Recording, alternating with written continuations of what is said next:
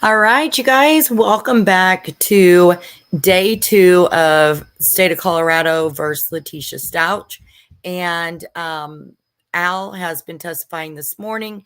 Yesterday was the prosecution and the defense's opening statements. And I believe that Al is coming back this afternoon. I'm not sure of that, though. So I'm really not sure who the next witness is. So let's see if we can't connect over to that. Give me just one moment.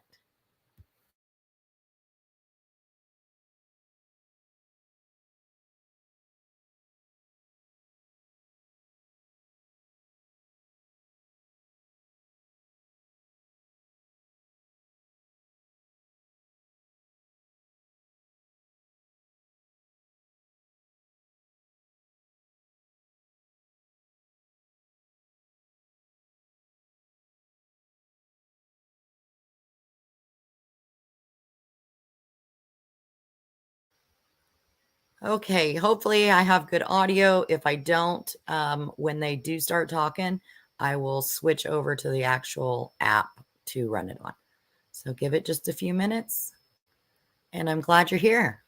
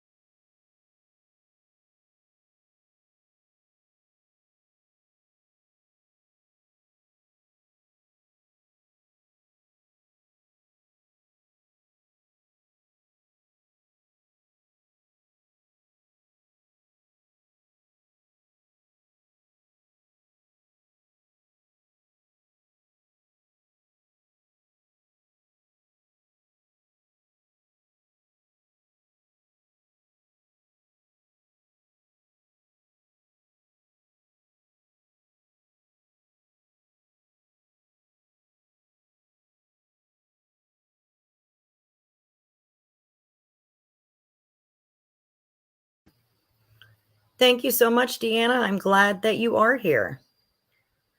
Is this your first day watching it, or did you watch yesterday's opening statements?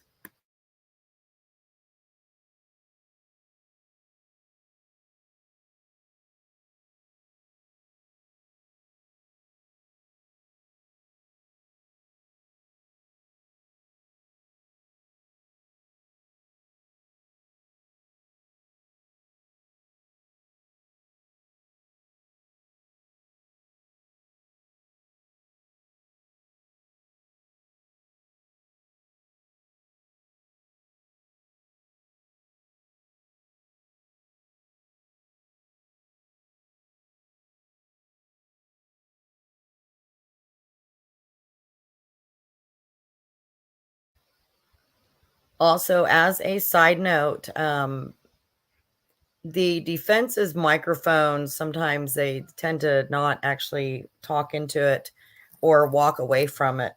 And I noticed that the same thing was happening this morning with the prosecution. So if the volume seems low, turn it up as loud as you can, but there's no adjusting it on this end.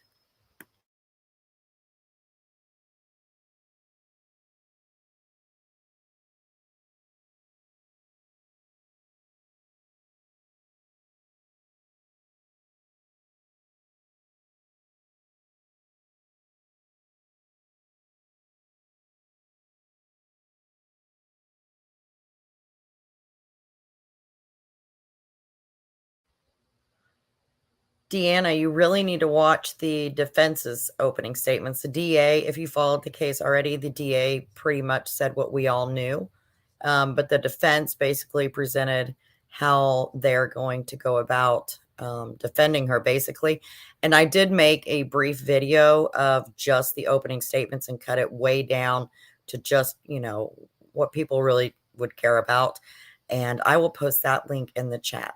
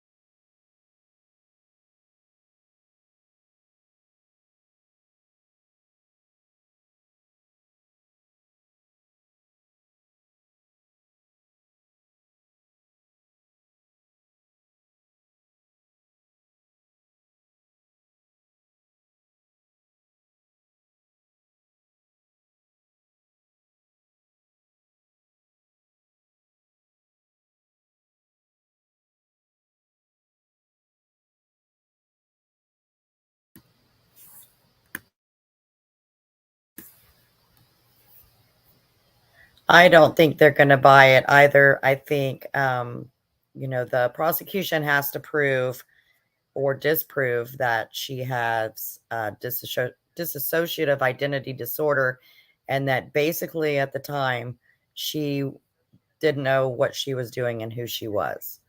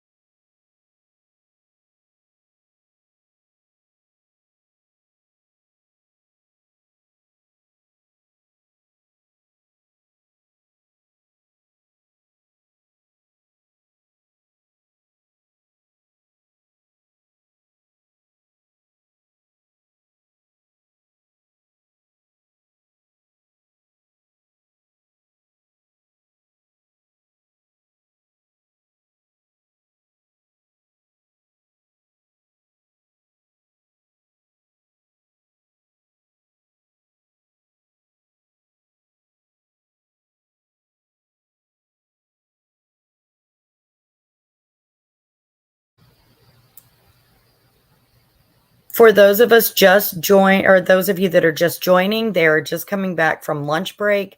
They have not started talking yet. And does Colorado have the death penalty? No, they do not. They did away with it just a few years ago, actually.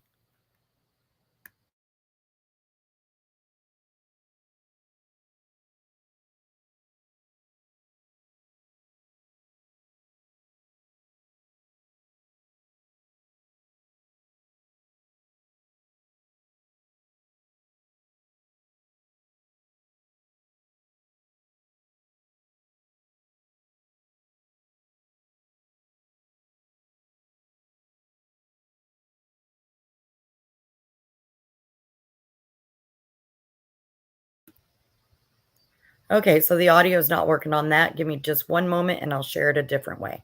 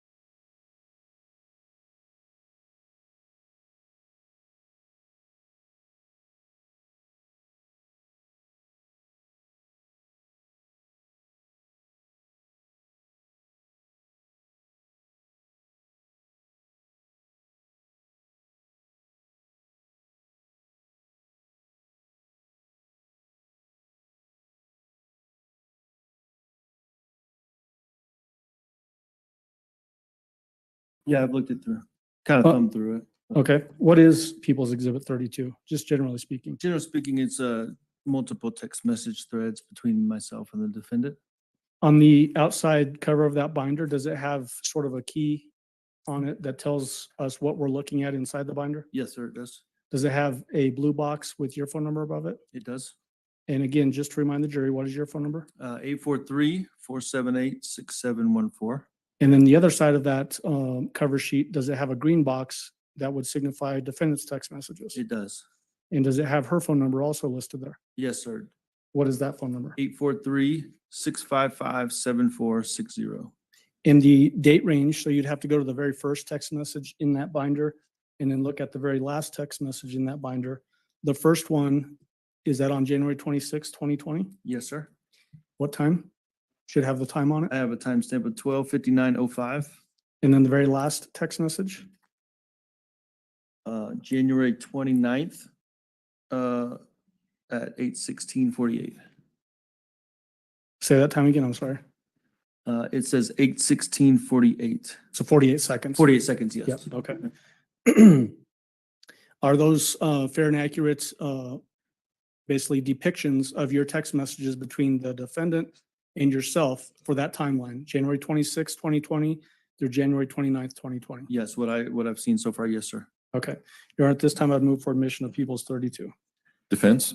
I don't mind if they use this exhibit to refresh his recollection as to time and dates and so forth. I don't think the proper foundation has been laid as far as the admission of the exhibit, as far as where these text messages came from, how they came into being and so forth. I think they'll probably be laid for a different witness later on. I don't have Exhibit 32, so all I know is that they are generally described as text messages. Let me see them. Okay. And that's accurate. I don't have 32, right? No, Okay. what you have is photographs. Oh, that's what I thought. Okay. Assume you want us to.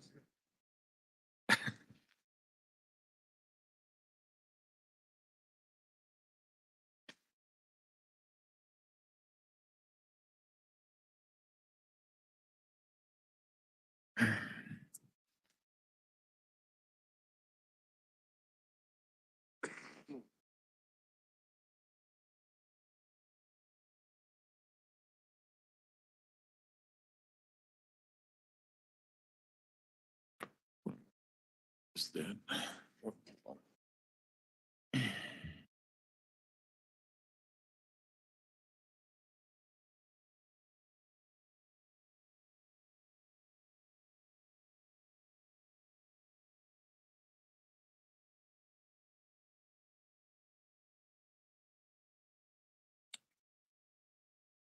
Mr. Allen?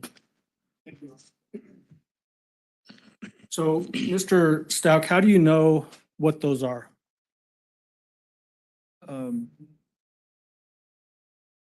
Just some of the ones I've looked at so far come back to my mind, of text messages and conversations myself and the defendant had, in this general timeframe. Did you receive those on your personal cell phone that is signified by the phone number on the front cover of that sheet? Yes, sir. To the best of my recollection, yes, sir. And the number that they are attributed to as to coming from, is that from essentially what you understand as the defendant's phone? Yes, sir. The objection's overruled. Exhibit 32 is admitted.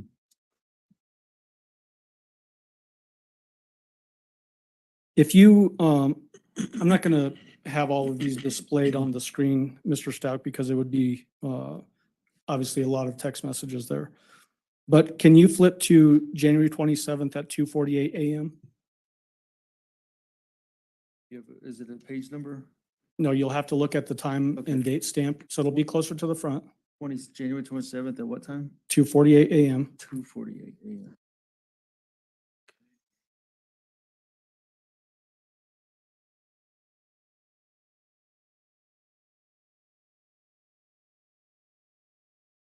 Yes. Do you see a text message from the defendant's phone at 2:48 a.m. on January 27th? Yes, sir.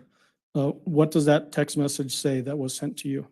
Says he is in the bathroom again and blood coming out butthole, and he is crying about going to school tomorrow like this. And he is still upset about the candle accident. I told him it's fine and that as long as he was okay, not to worry about something minor we can fix, and let's worry about his stomach hurting. So when the text message in your mind says he is, who is the he is in that text message? Gannon. How do you know that? Because I don't know if it's in these text message thread, but we had discussed his, that specific stomach incident previously already in this general timeframe. Okay, so based on context, you were able to determine that at least from the defendant's phone, is a text saying that Gannon is bleeding out of his butt. Yes, yes. Had that ever occurred before? If there was any, I mean, so and I mentioned this previously, he did have a stomach issue where he gets severely constipated and would have, that'd be too graphic, but have, some large pieces of stool that was hard to pass. And he may have a little bit of blood in the stool or but he would never bleed like a gush or drip or anything like that. It would just be a drop or something associated with that. So nothing serious like this. Okay. Can you find a text at 8:10 a.m. that has a reference to lighting a candle, Gannon lighting a candle? What date, Mr. Allen? Same day. Same date. If I change the day, I'll tell you, but Okay. 8:10 a.m. Thank you. 8:10 a.m.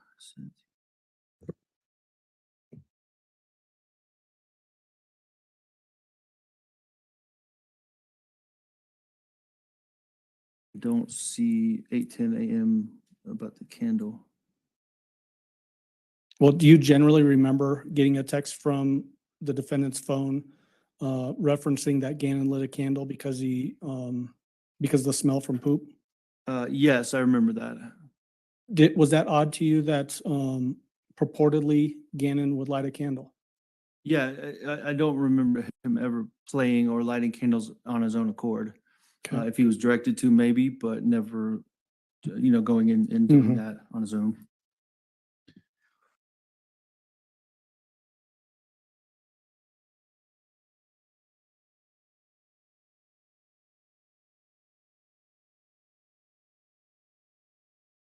Next thing I want to ask you about is, were you aware from the defendant about the defendant taking Gannon and Lena hiking at Garden of the Gods on the 26th?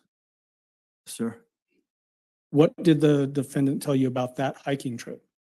I believe there was some talk about him pooping in his pants or having an accident during that hiking, somewhere in that afternoon that they went hiking.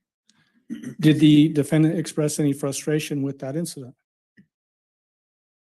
I don't remember, I don't know if frustration is right word. I don't remember what the feeling was that she displayed, but there was a conversation about it. Well, how would you characterize the way that she was expressing that story to you? I mean, I could speak more generally. I just know that it was always a frustrating or she didn't like to have to clean it up or deal with that part of Gannon. Having to So, clean up after? he Yeah, had- when he had an accident. Okay.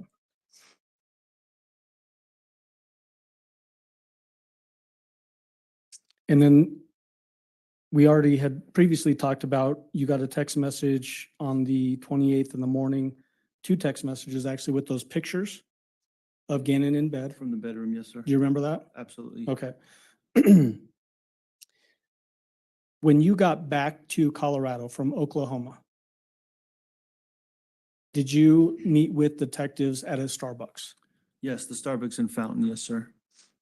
Was that on January 28th, 2020? So Tuesday, yes, sir. It was Tuesday, the 28th, yes, sir. okay. Who was with you when you went to that Starbucks? Myself and the defendant. I mean, and then whatever detectives were there. I don't remember specifically. I think there was 2 or 3, but Okay. as far as our side goes, it was myself and the defendant. The phone that we admitted earlier, Gannon's phone, is that when you gave that phone to the detectives so that they could use it for investigative purposes? I believe so, but I don't remember specifically when I turned it over to them. Okay. What did you tell the detectives at that time? And I'm asking in a general sense. Obviously, you probably don't remember word for word. Yeah, I know we're working through, he's missing and what we had done so far, I think, and what I knew about what I had done as far as like calling his friend's parents and, calling his mom and stuff like that. I remember that being a part of it, I think. Also, we had his Nintendo Switch box because he was, So let me stop you there and Okay. we'll get to some of that. okay, When you said what you had done as a result of he being missing, you're talking about Gannon, yes, sir. just for the record again. Were you sitting at the same table as the defendant during that time? We were sitting side by side, yes, sir. Were you able to hear what she was telling to the detectives? Yes, sir. What did she tell the detectives about Gannon's disappearance? I don't remember specifically, but it was all centered around him being missing or running away, not coming home, the storyline up to that point.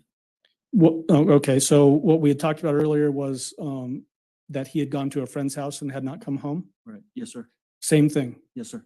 She was telling the same story at that time. Yes, sir. And then we talked earlier about you going to the sheriff's office to give an interview. Do you remember that? Yes, sir. And then you had a follow-up interview at the sheriff's office as well. Yes, sir. Did those both occur on January 28th? Yes, sir. When you went the first time, where was the defendant at that time? I do not know. I went because, So, okay, yep. So you don't know where the defendant was? I do not. Did she go with you to the sheriff's office? No, sir. Okay.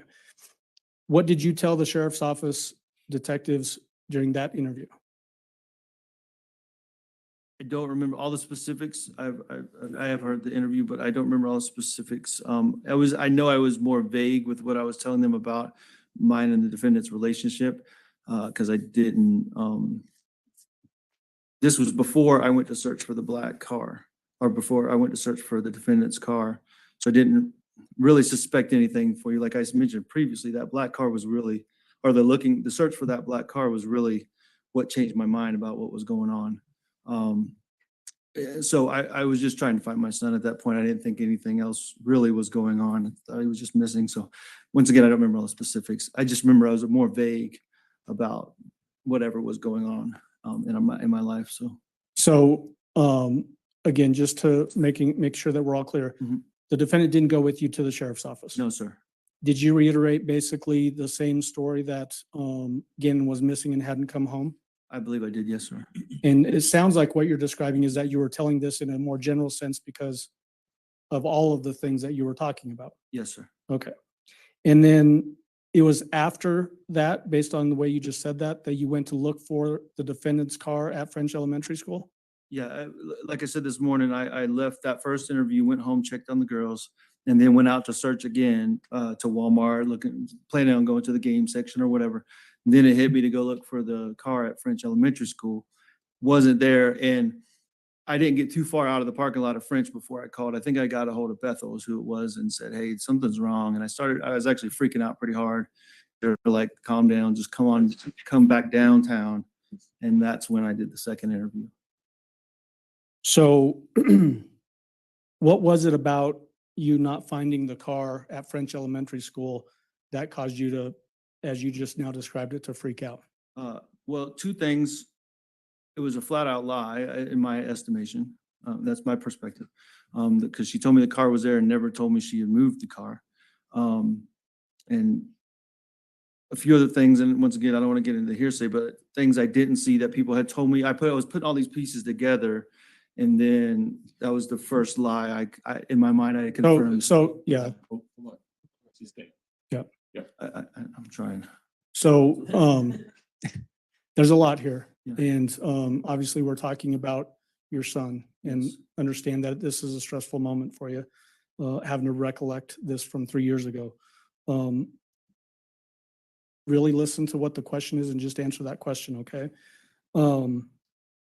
When you went to look for the defendant's car at French Elementary School, did you find it? No, Did that cause you to change your opinion as to, along with other things like you said this morning, as to the nature of Gannon's disappearance? absolutely, yes, sir. When you went to the sheriff's office that second time, so later in the evening on January 28th, did you specifically tell the detectives what you thought was in the defendant's car based on the information you had? Yeah, I made a statement to them about. They asked me that question, and I just replied with what I thought I was going to find in the car. What did you think you were going to find if you found the car? I think my hope was to find Gannon.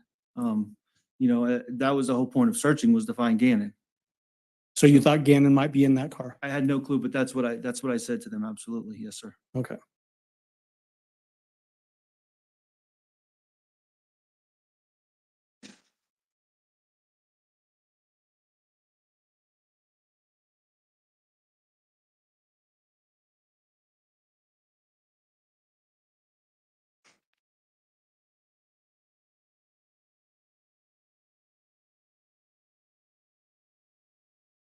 And then if you can flip in those text messages to January 29th at 7:19 a.m.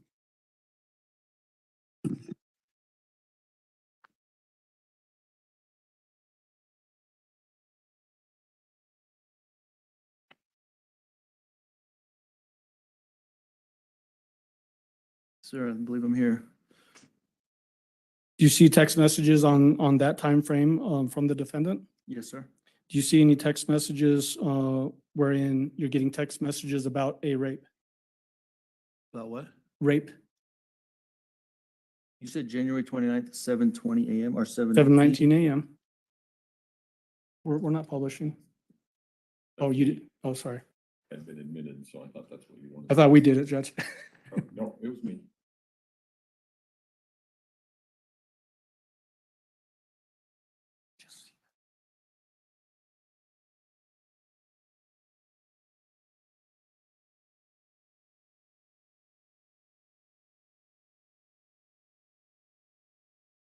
I don't.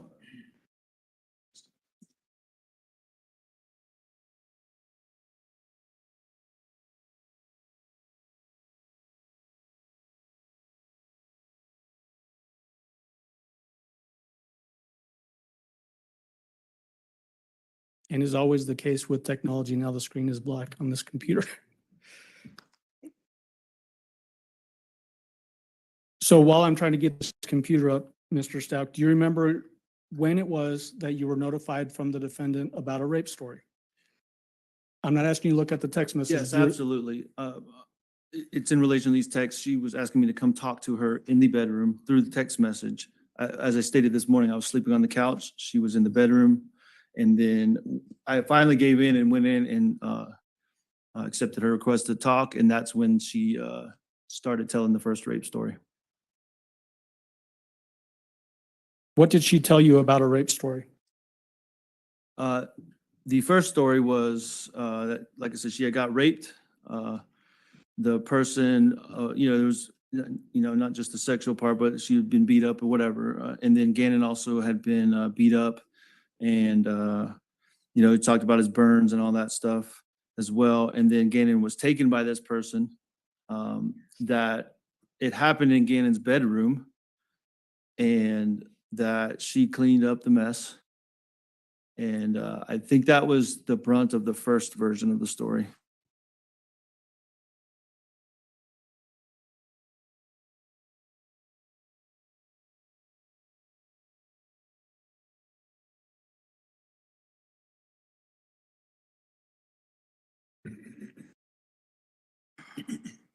Did she tell you where that rape had occurred?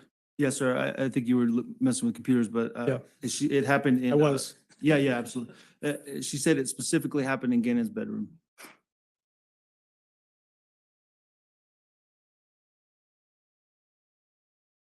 Did you go into the bedroom and talk to her?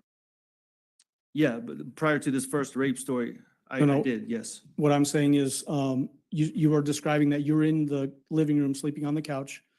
I think you said that she was inside the bedroom texting you. Yes. Did you go into the bedroom and talk to her? Yes, sir. Prior to her starting the rape story. I see, okay. Yeah. I got enough computers here. What was her demeanor like when you went into the bedroom? She seemed a little frantic, I mean, that's the best way to put it, just frantic and, but I don't know any way to describe it. It was just kind of all over the place. Well, let me ask freaking you out, this. but Let me ask you this specifically. Did she appear to be crying? No, sir. What about her voice inflections? What was her voice doing? I mean, it seemed normal, not normal, but it seemed, I mean, she was frantic, like I said, and freaking out. So it was kind of rushed and, she was telling me about how she got raped allegedly, so. What did you do with that information, now that you're hearing this for the first time, that there's potentially a rape that had occurred in Gannon's bedroom? So 3 specific things. Well, before those, first I asked her to stay in the room, that I'd be right back. My mom and my sister had slept the night before in Gannon's room. So I immediately went and told them they need to get all their stuff and get out. And I told them very limited, I don't know what all, I specifically told them, I just said, it's maybe a crime scene now. I think I notified the authorities to some degree. And then I went and got all of the weapons in my house and basically confiscated them and put them in my truck and locked them, made sure I had the key.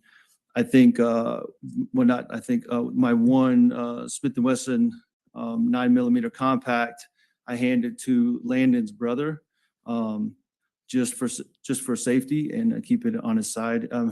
I trusted him. He's like a jailer or a police officer or something. So All right, so let me break in there for just a moment. When you say you went to gather all the weapons, are you talking about those firearms that you described earlier?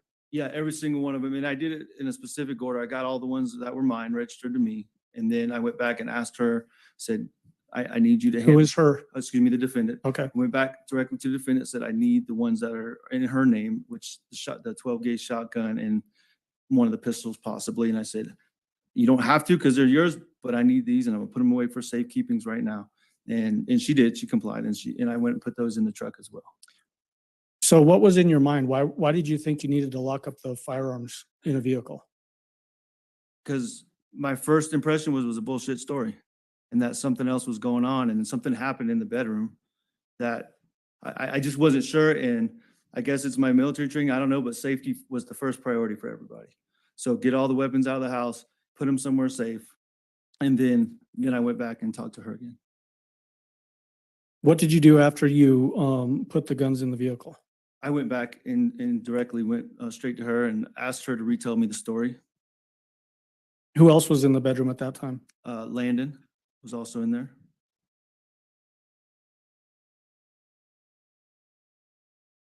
Did the defendant at that time give you an impression that Gannon was injured as a result of something happening in the bedroom, along with this rape? Yes, Anything about blood? yes. What did she say about blood on Gannon? Well, it was involved in the rape and the beatings that they both supposedly took, that there was just blood everywhere, her blood and his blood.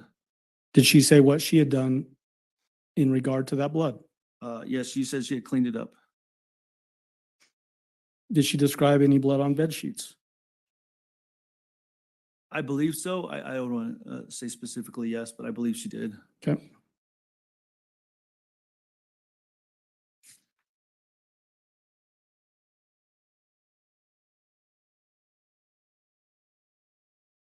I want to jump ahead to January 31st. You remember sharing some text messages with the defendant about her coming back to the house, so this would be after she'd moved out, to collect things from the house?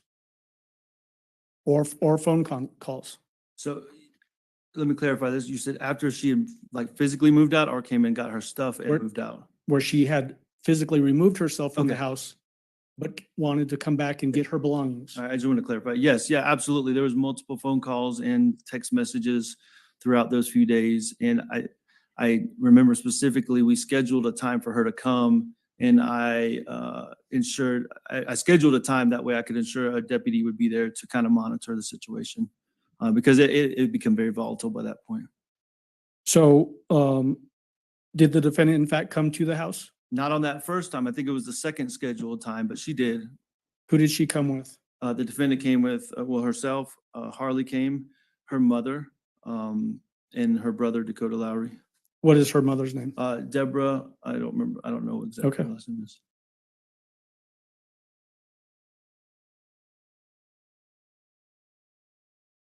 And I'm not asking you to tell us anything that Harley said, but how was Harley acting during this time? Very reserved, I think is the best way to put it.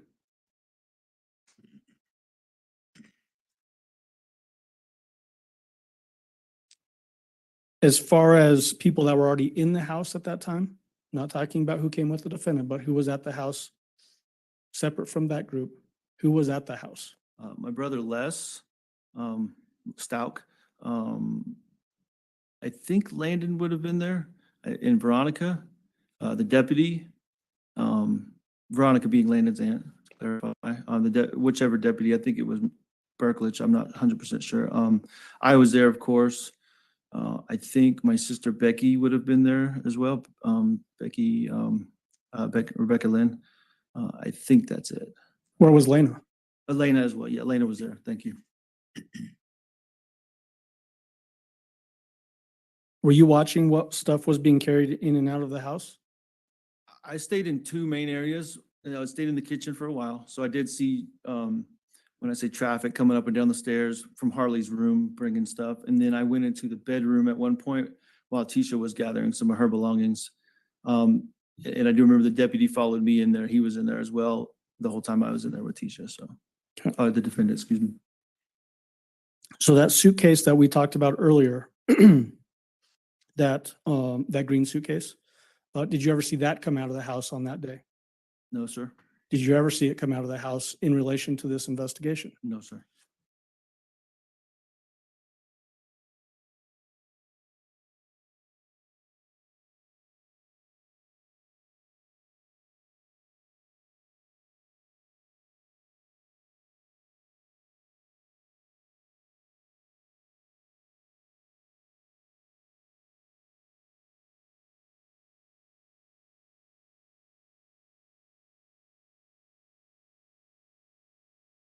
Once she moved her belongings out of the house on January 31st, how would you communicate with the defendant after that?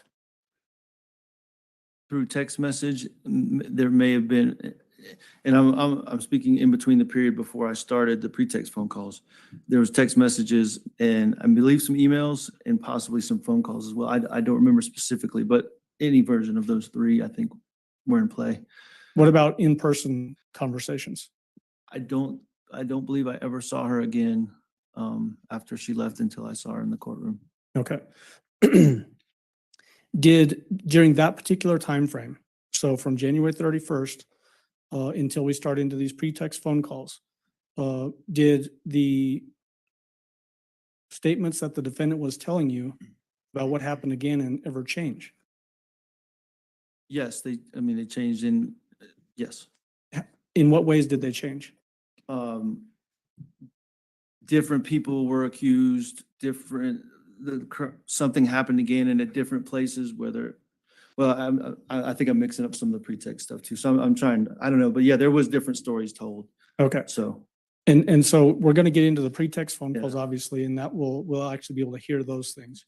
What I'm trying to do is just get into what you're thinking happened based on what you're hearing from the defendant. And so you said that there was different names being mentioned. Mhm. It's a yes or no. Yes. Okay. Do you remember any of those names now? Yeah, I think one of the first ones was Eduardo. Or yeah, some version of that. There was another name, I don't think it came into play until the pretext, the Quincy Brown. I Okay. think that's when that came into play. So let me back up and stop you yeah. there. In relation to the name that you just said, Eduardo, Mhm. that's a yes or no? Yes, yeah. What did she tell you about Eduardo? So I'll be honest, I'm having trouble. I think all the different versions are mixing together when they happen. So I don't know. I know there was a story that the defendant told me about, there was a man in the neighborhood, a carpet guy or So let something. me ask you specifically about that. Please. Did she give you a statement about her allowing a man from the neighborhood that was a construction worker into the house to fix the carpet? I think the story was she gave him the code. But yeah, somehow he got in the house. The question is, did she tell you a story with those sort of details in it? Yes. Okay. Yeah. What was the story that she told you in relation to that? Like I just said, I think it involved in that specific one that she gave him the code of the garage and he came in. I'm kind of at a loss on that, Mike, or Mr. Allen, I'm sorry. You're fine. Yeah.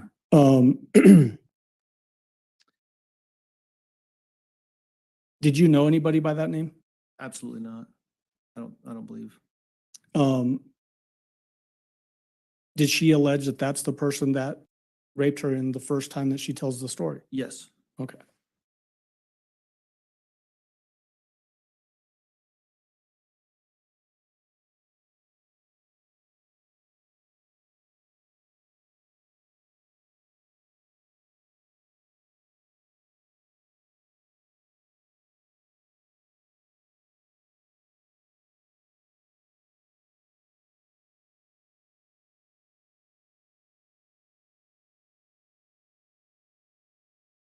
Now I want to jump into these phone calls and we're going to have to reconnect our computer. So just a moment.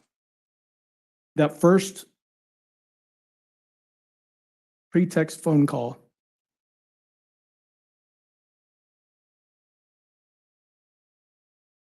which is People's Exhibit number 35, previously admitted.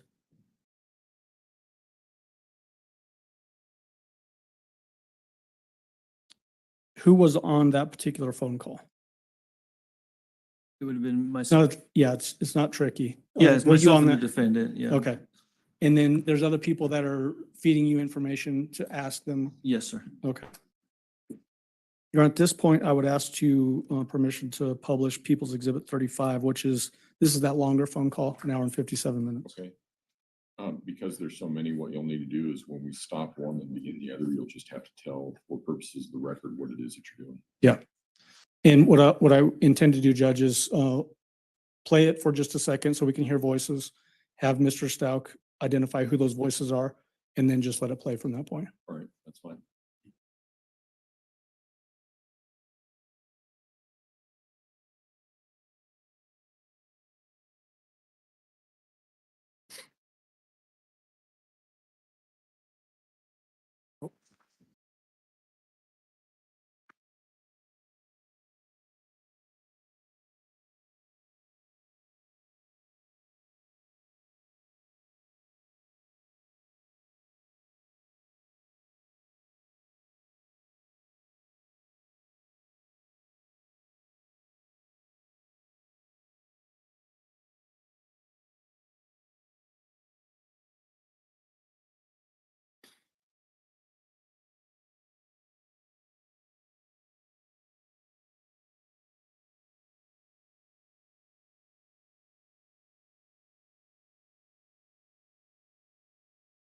Judge, you would think after COVID, we'd be more adept at our computer skills. It's my fault.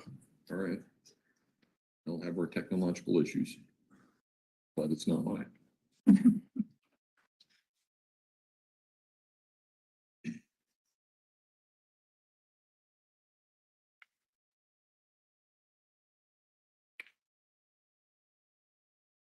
All you should have to do is plug it in the same way that you had it before. Yeah, we just didn't. There we go.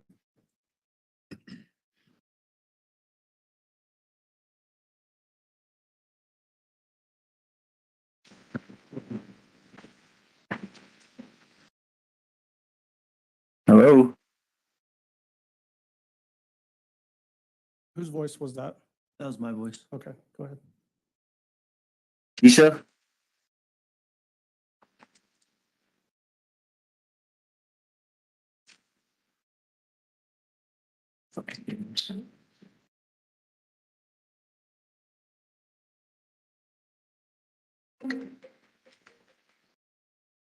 Hello? Hey. Whose voice is that? That was the defendant's voice. Okay. So Judge, at this point, we'll just let it play. All right, Mr. Stauch, you can go ahead and step down. Thank you.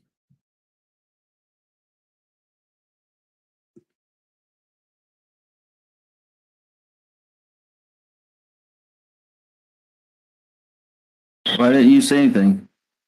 I did. I said hello. It's just hard because I have to get service off Wi-Fi. Yeah.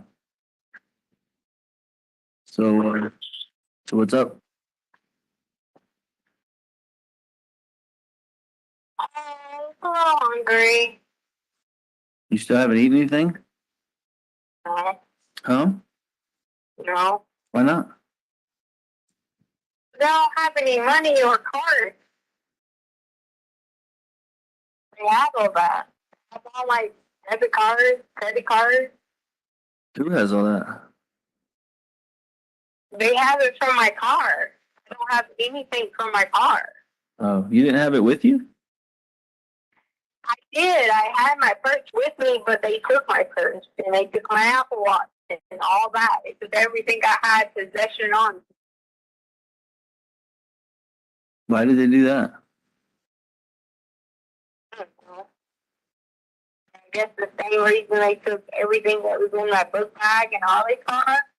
I mean, they even took the dog paperwork and my social security card and my birth certificate. My passport, which is why I can't be at the airline because I have to have a passport. You're not working at the school anymore? I thought you had the early college thing going on. Right. They took my laptop. Then they took my car. So I called them and said, hey, I don't have a way to get to work right now. I'm going to work on it. I should have my car back in a day or two. I'm still waiting, and I don't have a way to get to work. Sure as heck, I don't have a way to drive to Denver, and I don't have a passport because I have to have my passport and my crew badge to get on DIA. So you still Seem to help me getting me of it. who's no one, like the police or whatever? Like, I've called the evidence department several times and just been like, can I at least get my tax? Can I at least get anything that deals with my everyday life of operating? Like my cards, my passport. And then the guy was like, well, why do you need your passport? I said, well, it's required by FAA to have it with you at all times, or you cannot even get to the airport, can't do anything.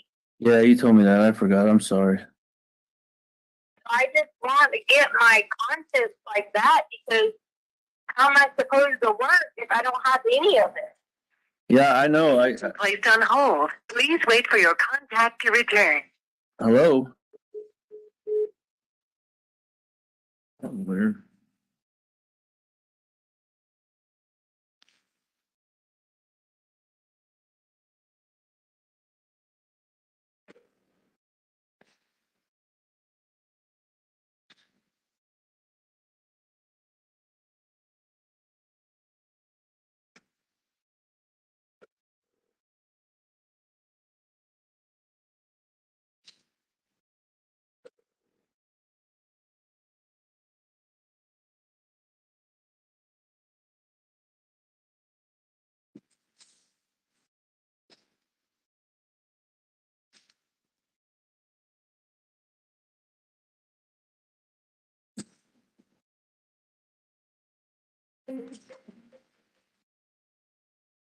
Hello, Hey, what happened?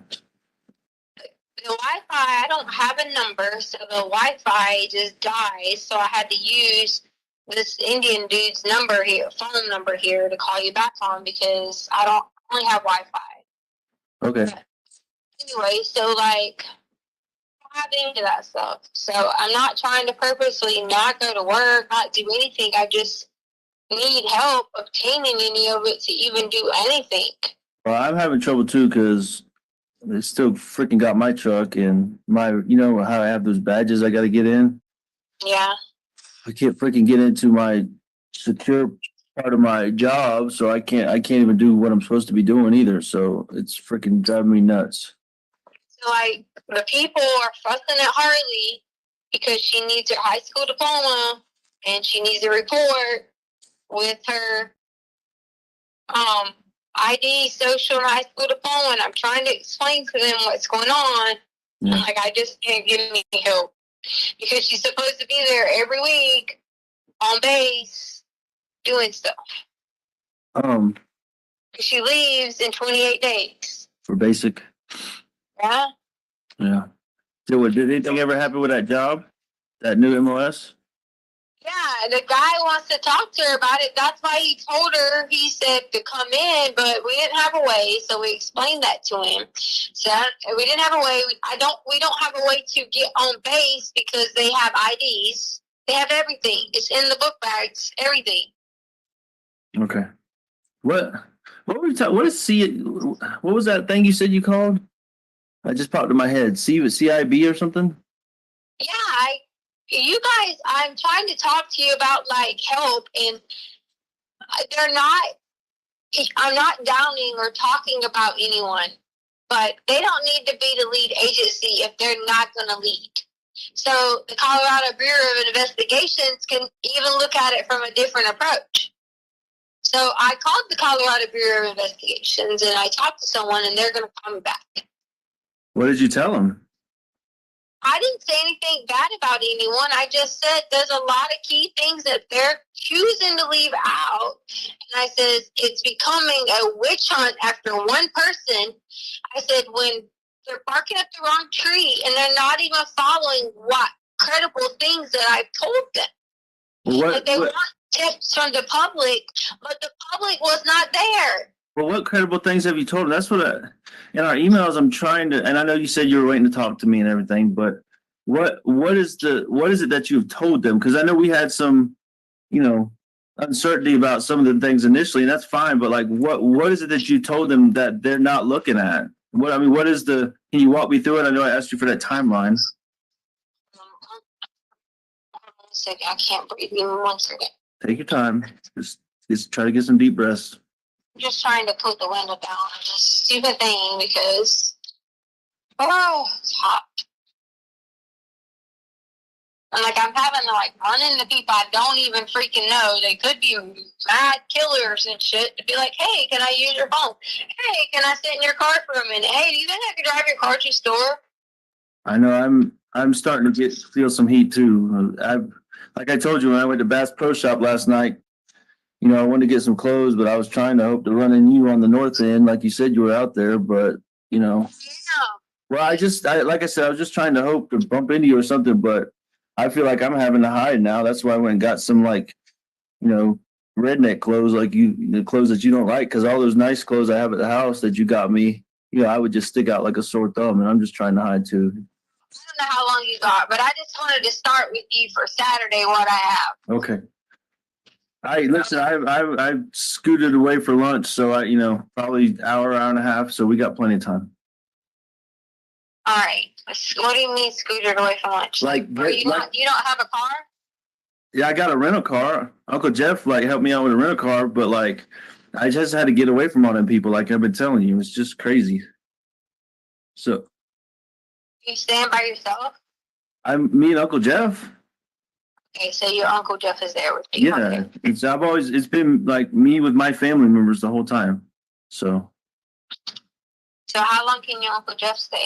I have no clue. It's people been kind of jumping in and out, but I just didn't want you to be by yourself because I've been trying to be with you because I don't think that you should be by yourself with them because it's a bunch of vultures. That's all. Yeah, I'm starting to slowly see that. So, but yeah, let's just timeline because I want to hear your timeline so I can try to make sense of it. Saturday, okay. You said you wouldn't question, you would just listen. Saturday, hold on, Tisha, Saturday, like, what do you mean Saturday? Like, right before me and Mama left? Saturday? After you left. Okay, gotcha, okay. So this is the paper I have. I had to get it notarized because that's what that guy said to do. Right after y'all, whoever found us and took Holly's car, that's where we had left from, was the attorney. But anyway. All right. So I'm going to just go through certain things. I'm not going to read it verbatim how he did it because it would be more of like in law terms. But, right, key one, Albert and his mom left for Denver. We put DEN in there. Around the house, cleaned up. G helped with stuff. Helped me get stuff out of his car. Gannon's always barefooted because that was something that he asked me. Even taking the trash out, things like that. He took the trash out. He stepped on something in the garage. So my car parked. You had those boards that were underneath my car, right? Yeah. Was going to go help because he was saying that there was some kind of piece out there that was going to help me. You know the little zip ties that you have on things and it's hard to get off? Yeah. So he knew where something that to go pop those off. So he was going to go get it because I had bought them some things from the clearance store. All right, so Gannon cut his foot on those boards. We flipped the boards over because we were freaking out because I was like, oh my God, your daddy said don't get oil or anything from your car leaked on those boards. You know what boards I'm talking about? The one, like the 2x4s that I have, like that you drive over to park in the garage or whatever. Yeah. So I let Gannon sit down in the back of the car. You know how funny I am about my car. But also we just bandaged it up. Whatever. All we did was stick a bandage on it, whatever. And I said something to him about, Gannon, you gotta quit coming out here barefooted, which I do the same thing. I take dogs out barefooted anyway. Hey, let me ask you this. Hold on, wait a second. I'm just thinking here, and I'm going to listen to everything. Just something that popped in my head. He always goes out the front door to do the trash. That's so weird. But he was helping me unload. Like, I had bought them a bunch of stuff in the clearance store. If you look in the garage. I got you. Okay, I thought you said take out the trash. I'm sorry. Let me explain this to you. There's 2 bags that was put in the garage because I had put a bunch of stuff in there. I would have bought them a bunch of crap that went on sale from the clearance store because they were changing over to like warm weather stuff. But obviously in Colorado, you can still wear the cold weather stuff. I saw Lena online wearing, so therefore I knew it was in the house. Anyway, so my point was, he was really, helping me out, whatever, just talking to me about something. Who knows what he was talking about? He tells me about video games. I listen, but I don't understand them. Anyway, so he was bleeding on his foot, and we turned the boards over because I was like, oh my God, I was going to freak out, because these are the boards. He said, don't you get oil on my car, don't drip on my car, whatever. All right. So during this time frame, Gannon was supposed to be taking the trash out. I said, you might as well go and take out recycle, whatever. But Gannon kept going to the gate with nothing. And I kept saying, why are you going to the gate? He was like, I'm going to make sure the gate is locked. Well, okay, this is the first I'd known. I knew we were talking about locking the gate, but I didn't know Gannon had the key. I thought maybe you just had the key yourself, whatever. I didn't know Gannon had the key. Babe, he didn't, but hold on. He had the key was in our room in the on top of the dresser the whole time. Remember, he kept. Yeah, I didn't pay attention or remember. All right. So he kept going out there with the key and saying that he was checking to make sure the gate was locked. Okay, benefit of doubt, maybe he was, because we had talked about making sure that gate was locked, or talking to somebody. I don't know. I'm not speculating. I know I got on him about, hey, doing this. Yeah. So underneath there was a rug. That rug that we stepped out on, it was a rug. There was blood on it. I walked on it, and I was like, Gannon, we probably should just throw this away and find a new rug to put out here. So what rug are you talking about again? So the one in the garage? Right. Yeah. When you stepped down, there was a rug. I said, we probably should just throw this away. said, because we can always just get another piece or another rug, or I'll go to Dollar Tree and get a rug, whatever. I got you. So that was that. Okay, so then on the next section, it says, I replaced rug, blah, blah, blah, blah. Okay, yep, bam. All right. And then it says, he came in the house, and he immediately ran downstairs to the room. So then I kept going down there, because his door was locked. He said he was keeping Lena out, which, again, I didn't question, because they always get where 1 minute they want to play with each other, next minute they're like, get out. Okay? So then I sat on the sofa to put on the Peloton shoes because I was going to ride the bike again because my friends had said they were going to redo a later time that we could do the bike. Gannon kept coming in there saying, are you going to stay here? Are you going to stay down here? Are you going to stay down here? So I took it as if he was like excited I was going to stay down there and, you know, just be able to run around and do whatever. But then I had to go upstairs and help Lena, yada, yada, yada. So I got on my statement, it says I was back and forth, but came back when I heard a loud noise. So there was a loud noise that happened downstairs. So, of course, I run back downstairs and realized, or so I thought, was a box or something fell over in the storage room. Sounded like something was really loud in the storage room, but I assumed that it was a box. Gannon had his door locked, so I knocked on the door. Of course, I'm like, hello, because I hear a lot of noise. And so he opened and said I couldn't come in. And I was laughing. I'm like, why? And he told me he was doing something. I don't remember what he told me he was building. I'm sure it was something about the toy cons or joy cons or whatever. I didn't think anything of it. Just, okay, he's building something, whatever. But there was a loud noise, and he was in his room. So then he said his stomach started hurting a little bit or whatever. So I told him to come upstairs. I had some special ice cream. I had these Cheeto-like pops. I had already went and bought them because I thought, you know, this time of year, this is when I got the cold last year, I'll take them. So I let him take the Pedia Pops or whatever, and he took some Miralax. So that was a normal day for Saturday. Like, you were already, you know, going on. You probably already got the plane. We all laid down, yada, yada, yada, right? Right. We're about Saturday. Yeah. Christopher. Sunday, all right? Sunday, we talked to you in the morning. Remember I told you, I sent you a few messages, and I was like, hey, we might go on a hike, whatever. Everyone's going to get dressed, you know. Then suddenly we saw the news about Kobe Bryant. So then, of course, that delayed it because I'm sitting on the sofa crying, trying to figure out, like, oh my gosh, Kobe died. Is this true? Remember I messaged you. We talked back and forth about it, whatever. Yeah, I had just gotten to the airport at Lawton when you told me that. Right. So Gannon hadn't talked at all. I mean, Gannon didn't know who Kobe was. Or maybe he knew from, like, hearing it, but didn't really know who Kobe was. He just noticed that I was sitting there, like, crying, like, oh, my God, you know, like, upset.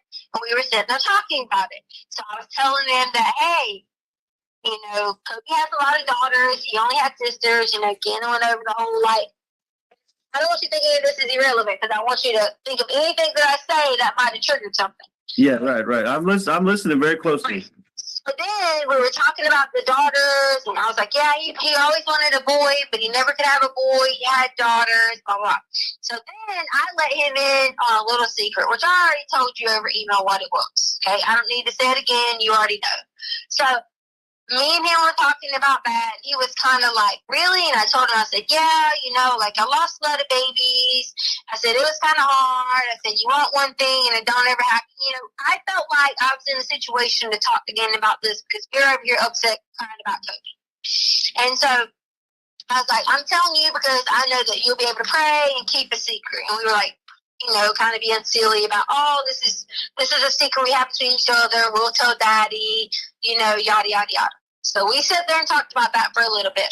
So then Holly got called into work. So I was like, crap. We had everything packed, ready to go on a hike, had the Getty, had everything. We were going to plan on staying for a while and then go get dinner. Well, she got called on the hike. So we decided to take 2 hikes. So this is where all this confusion comes with hike, Harley went, hike, Harley not went. So we took the dogs on a hike through the trails in Lawson Ranch. So if you leave out of our neighborhood, go out to the side, go up to the little whatever, you could take the dogs on a trail, come back, yada, yada. So that's what we did first. Came back, Gannon had his water pack. I'm sure you saw the pictures online from Garden of God that some other creeper people took. He had his water pack on his back or whatever, so we got ready for round 2. So hike 2 was Garden of the Gods. So then it says, Garden of the Gods was our hike 2. We went about 2 miles in, lots of talking about things. He asked me, did I know any of his mommy's friends from Coastal? It was a random thought process. So I just figured he was trying to be curious about it. I said, and did I remember Brian? And we laughed about some new friend named Mike too. So we were just having this conversation about whoever these people were. I was like, I don't know anybody named Brian, and I don't know anybody named Mike too. I guess a new Mike or whatever. All right, so again, the stomach hurt, and he was, again, the stomach hurt. And most of the night, he had a stomach ache, and he tried to lay down and poop and stuff like that. So during this time, I'm messaging you, which you're probably tired, jet lag, whatever. Like, hey, again, the stomach's hurting, yada, yada, yada. Right. If it happened regularly, he would get, whatever. That's when he asked me about the bath salts. Still, hadn't talked to you about it yet, didn't know whatever. He took a bath, and then I gave him a bath bomb because I thought maybe this ought to be clean. Whatever. Bath salt. I didn't know any of that. So then, next section. Alright, so then the next section was, I don't remember exactly who took the bath first, but everybody had their baths. Everybody was doing their own thing. Gannon was like going back in his room. I said, okay. So then here's my next note. Alright, Albert had grounded Gannon from the switch. I understand it. He said he was still grounded, but he could get off, the next day. He'd been in his room most of the night. I knocked on the door. He said he was playing with Grayson.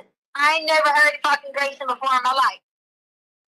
So again. Grayson? He said Grayson? He said Grayson. Okay. So in my mind, I thought, who the hell's Grayson? But I didn't see anybody in the room. Obviously, I weren't like looking under beds or anything like that. Honestly, I thought, does kids at 11 still have imaginary friends? Or are they talking? Is he talking to somebody online because he's not supposed to have, technology? Yeah, right. I said right, yeah. Giving them benefit of the doubt, I didn't say anything else. I just said, oh yeah, okay, cool. Well, Grace and I said hi. I laughed it off, went off about business, didn't see anything. So later on, I don't know the exact approximate time, but I saw he was on the sofa. And I was like talking to him. I was like, "Oh, you want to sleep out here tonight?" Or what, downstairs sofa? Yeah. Yeah, I got you. Okay. I'm like talking to him about tonight, whatever. He told me that his Uncle Matt was going to visit. Okay, so I don't know who the hell Uncle Matt is. So I was just sitting there like, okay, that's when it dawned into me that he had to be talking to someone on something because Grayson, I have no clue who it is. Matt, I have no clue who he is. Then I was like, this can't be characters in some game because it didn't sound like some game characters. I don't know Uncle Matt and I don't know Grayson. So he was talking about his Uncle Matt was going to visit. And I thought, okay. Again, trying to be sensitive to the fact that I know that he probably has friends, family on the other part of the country that maybe he was missing or whatever. So again, I was like, boy, yeah. So again, that's my statement. So again, I was like, boy, you need to stay off that TikTok. You're being silly. Because I already told him he needs to stay off the TikTok. He was being silly. All right, so I went upstairs. He was on the sofa to watch TV. I told him I'd come back later with him because he wanted to watch something on the show, but I had to get Lena ready, and I promised him I would let him stay up 30 minutes later. I said, I was upstairs, getting Lena ready for bed, yada, yada, yada. Well, then, out of nowhere, the alarm is going off. It didn't start with anything other than the alarm. Lena had laid down. I had went in the room. I was sitting there with the dogs. I don't remember exactly what I was doing, but I was doing something on Roku. I hear the alarm go off. So I walk in the living room, hit the alarm code in. And I was just like, alarm code. And it stopped. So I thought, who in the world, was on the alarm code? Then it beeped again. It kept going. And then it started fire. It was yelling loud, fire, fire, fire, fire. And I'm just like, fire? And I look around, don't see any flipping fire anywhere. So as this goes on, I'm like, okay, put the foot in again, it stops. So I'm like, okay, I might get on the phone with ADT because something's wrong with this thing. Remember when we were out of town, the neighbor said she smelled gas and her thing was going off, but then they didn't find anything. Yeah, right.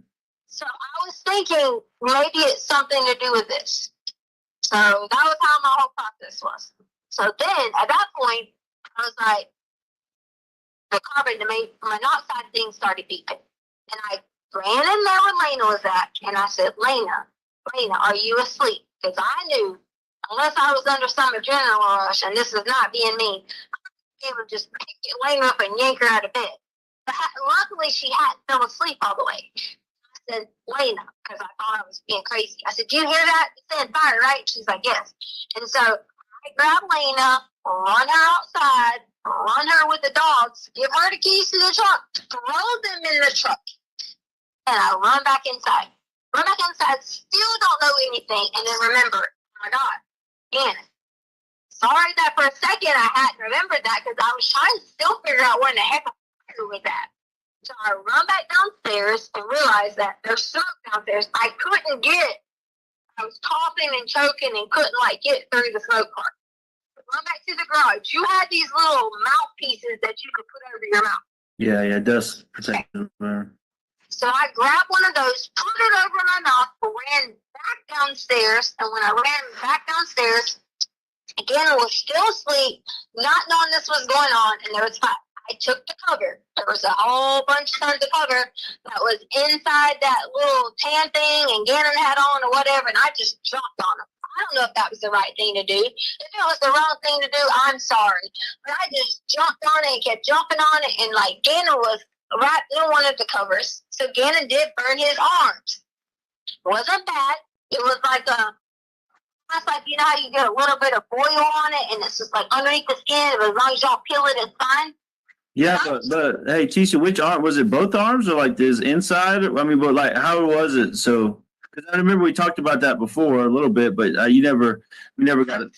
I feel like it was across the arms. I feel like it was, and I told the investigators this. I said, and I don't want to skip to this part, miss this part. But remind me that. Say this later. I told the investigators later that I said I probably should have looked a little more in depth at his arm. What if he's hurt? Yeah. Because it could have been, he wasn't complaining oh, it's hurting. He wasn't saying anything along those lines. But I should have looked a little bit more in depth. But honestly, we ran. So we ran out. I'm sure they got the footage of us. Me running out first because Gannon was grabbing his cover, running out behind there because he was caught. Hey, what time was this so I can maybe tell somebody to look at the footage? Well, I mean, I told them originally, I don't have access to the ADT now, but Yeah. Because the ADT said it had an alert for fire. So I would imagine whenever that alert went off from ADT, it would have been within that few minutes. Yeah, fine, I got you. 15 minutes. Hey, tell me about it. So I'm really concerned about these burns because he's freaking hurt. What? What were they big? Were they small? What was it? Was it from the candle wax or what? Let me get to that part. It's not going to worry you in a minute when I get to that part. Okay, because I'm freaking out right now because. I understand. So when he runs to the car, he runs in because I'm running. He's running behind me. I jump in your truck. As long as he's jumping in your truck because the keys were laying there. Okay. I jump in your truck.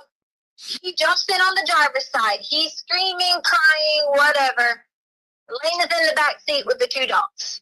We turn your truck on and we drive the hell off. Ask me why we drove off.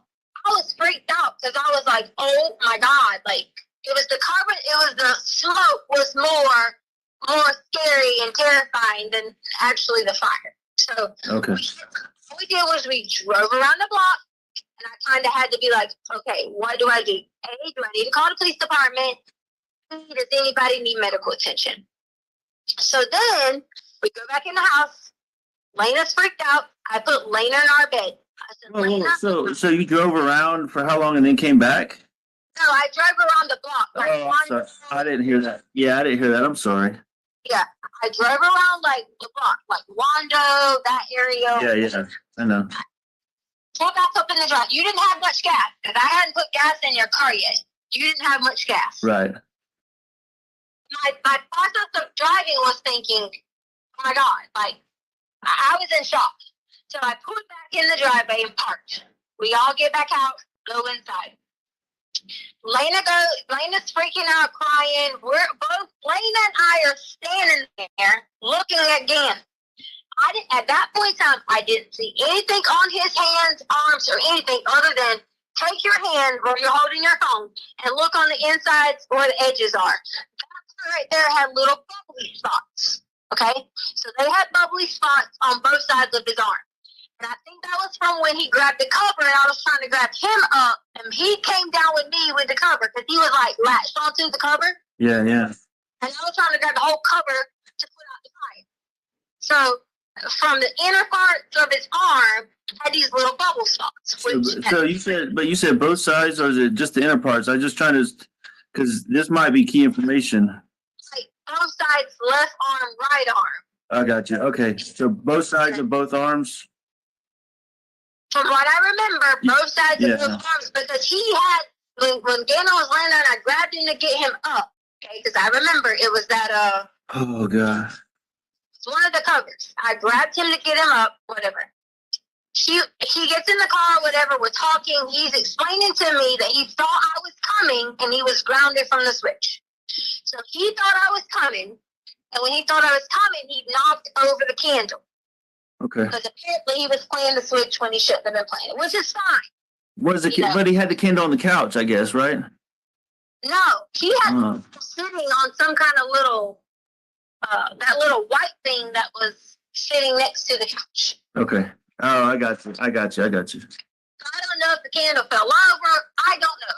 I know that when I got there was a fire and it was on his cover. So I was trying to rip the cover out of his hands to get him up and like jump on the fire. They have pictures of where there's burn marks on my elbow where I jumped on the fire. So we get in the car and he's crying and screaming and telling me he's sorry and he don't want to get in trouble because of the switch. He was on the switch and he shouldn't have been on the switch. And so we drive around the block and I'm like, it's okay. We'll figure it out. Honestly, I flipping lost my mind because I thought in my mind, like, had I not gotten downstairs when I did, had I not heard it or the alarm system or covering outside or whatever, if I would have hit that couch, I don't know that I could have gotten to Gannon. And that was my biggest thing that my brain was sitting there like freaked out on. Come back inside. Lena's terrified. I said, Lena, go lay in the bed. She's laying in the bedroom. And I was like, he doesn't want to go back to his room. I said, okay, will you lay in Lena's bed? He said yes. He started to say he was cold and had a little bit of shivers. And so I was like, Gannon, I took him and put more clothes on top of him now. Blame it on me, whatever. I didn't take his clothes off to go through anything, but I asked him, was he hurting? And was anything else, whatever. He told me it was just his arms. So I didn't see anything that would have thrown a flag that I had to be like, oh my God, emergency or think like that. I didn't see anything like that. But if his arms was bubbling, that's not an emergency? Well, it hadn't broke skin. Like, it was just like underneath. It hadn't broke skin or whatever. Okay. All right. In my mind, I'm like, okay, let's evaluate the situation, tomorrow and see or whatever. It wasn't burn marks like carpet burn or like, anything like that. It was bubbly. And I told them from that, I said, I honestly probably could have, got him in the car and said, hey, can you just check this out to make sure? Because in my mind, in his arms, I didn't see it as a bad thing. I just knew he was like, it's not hurting. We put aloe on it, and I assumed, okay. So then we put on the long sleeve shirt on him because he said he was kind of cold or whatever it was. He lays down in Lena's bed. Lena sleeps in my bed, our bed. Charlie comes home. I go in, and I had already prepped Charlie for what was going on. I was like, hey, don't panic when you get here. I was like, there's smoke, the house is smoky, Gannon, this happened, yada, yada, yada, yada. I was scared to go to sleep, so we both went in there and checked on Gannon. We went in there, we gave him water, in Lena's bed. We gave him water. We set him up. We were like, "Are you okay?" He was more scared of anything. And so I can. Of course, I was like, "Whoops," someone said something because I said sell the couch. I wasn't talking about sell the couch to fix the daggone carpet. I was talking about, like, I would get rid of that couch and get a new couch. Don't panic. Like, my point was, honestly, I wasn't even going to tell you because I was like, Gannon was scared of being grounded a year. And I was like, I'll buy a new couch. We'll fix the couch. We'll replace everything in here. Don't worry about it. And that was my whole point. That as long as you promise me you didn't do it on purpose, you don't purposely do this to hurt yourself or hurt somebody, we will fix it. And that's how we ended on Sunday. So Gannon was still like, upset. He was not only emotional about the situation, his foot was hurting. So that's where we were at with Sunday. Okay. You give me 1 second to pee. Yeah.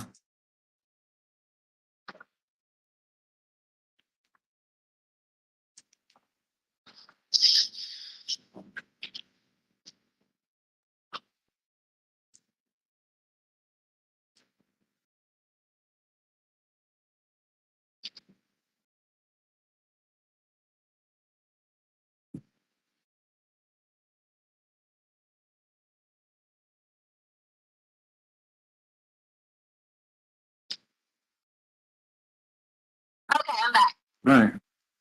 All right, so later on in the night, Gannon woke me up a few times. He said his stomach was getting worse. He hadn't pooped yet. I messaged you, but you were already asleep. And I was like, hey, Gannon wants to know if he can stay out of school tomorrow. He's scared of pooping in his pants. I think you probably were still asleep. You might didn't get it until the next day, which is not your fault, my fault. It was time zone and tiredness and whatever. Yeah. I stayed up with him a few times in the bathroom. Finally, I was like, okay, I wrote you back. I said, I'm just going to make the decision that Gannon can stay at home tomorrow because he is so terrified about pooping in his pants. So the next morning, I called the nurse's line and I asked the nurse's line about his stomach and giving him Miralax and yada, yada, yada. You talking about the TRICARE nurses line? No, the urgent care nurse's line right in front of Fountain and whatever that road is. I got you. So I called them and I said, hey, I know typically people are constipated, you give them Miralax, yada, yada, yada. He hasn't really went to the bathroom. He has blood coming out his butt. And so they just basically explained to do the best she could to get him to pass. And if not, then we needed to call our care provider, whatever. He started beating me up over that, saying you didn't need to have a referral to do this. That wasn't what I was trying to say. I was trying to make the point of, does the boy need to have, anything done? Or can I just give him, like, an enema or something like that? Because I already talked to him about that. So if this don't work, I want to give him, like, an enema or something because it was a big old turd he was trying to get out. Yeah. So then, that morning, we were like, I said, Gannon, I'm going to stay at home with you today because I don't want you to stay by yourself. Now remember, we've let Gannon stay by himself. He's been responsible, whatever. But in this state, as in his state that he was in, not feeling well, stomach hurting, butt bleeding a little bit here and there, and being embarrassed, I made a decision that it was not okay for him to stay there by himself if he was sick. If he's on normal terms, taking care of his sister, playing his Switch, doing his thing, then that's fine. But I said, Gannon, you're going to need to go with me. I said, there's a few things I need to handle today. He asked me what, and I was going to look at a bike for you. This guy that was on Craigslist, because he had this bike, like a touring bike, and I said, Yeah. I'm going to look at this touring bike or whatever. And that was Monday? Yes. Hey, so did you give him Miralax or the enema or anything like that? What else did you give him? I have in this notes what day I gave him Miralax. All right. Trying to poop and regularly took, that was the bath salts day, like to Saturday. You had Miralax on Saturday. Yeah, here it is. I gave him ice cream and said it It said it had special stuff. Because I was telling him it was really those like Pedialyte ice cream. Yeah. And took Miralax. That was on Saturday. So hold on, I'm trying to just because obviously I'm worried to death about his little arms. Did you rub any cream on it or give him anything for the pain or did pain medicine or anything like that Right. to help him? Pain medicine because I didn't have any pain medicine to give. What I gave him was the aloe that was in our bathroom, that green aloe. We even made like a little silly joke about it because he wasn't hurting. Remember how I was wrapping Sadie up with the little thing? Yeah. I wrapped it around his arms too. Oh yeah, the little bandages or whatever. So I put the aloe, the green aloe on it, and I said, "You can, or do you like Sadie?" And we laughed about it. Yeah. Laughing about it, being yes, it hurt a little bit, but being silly about it on his arms. So that. So you didn't give him any like children's Tylenol or anything? I didn't give him any kind of he wasn't saying that he was hurting in any kind of pain to give him any kind of Tylenol, to give him anything at all. And if you feel like that would have been a lapse in judgment on my part, then I'm sorry. Yeah, I'm just trying to sort through it. I know how both of them are about, every time they scrape their finger or something, they want a Band-Aid. So I would have just assumed that if his arm was all bubbled up, did his arm stay bubbled up like until the next day, or did that go down that night, or how? Like, that's worrying me too. Okay, so to get to the next part, Gannon started to peel it. Wait, like when? When did he start to peel it? Gannon started to peel it because I guess he was either asleep, I don't know, anxious. I don't know. Monday, he started to peel it. Okay. Like peel his skin. Yeah, like Monday morning or whatever. Again, I swear to Jesus told detectives this. I said he started to peel it. When he started to peel it, it had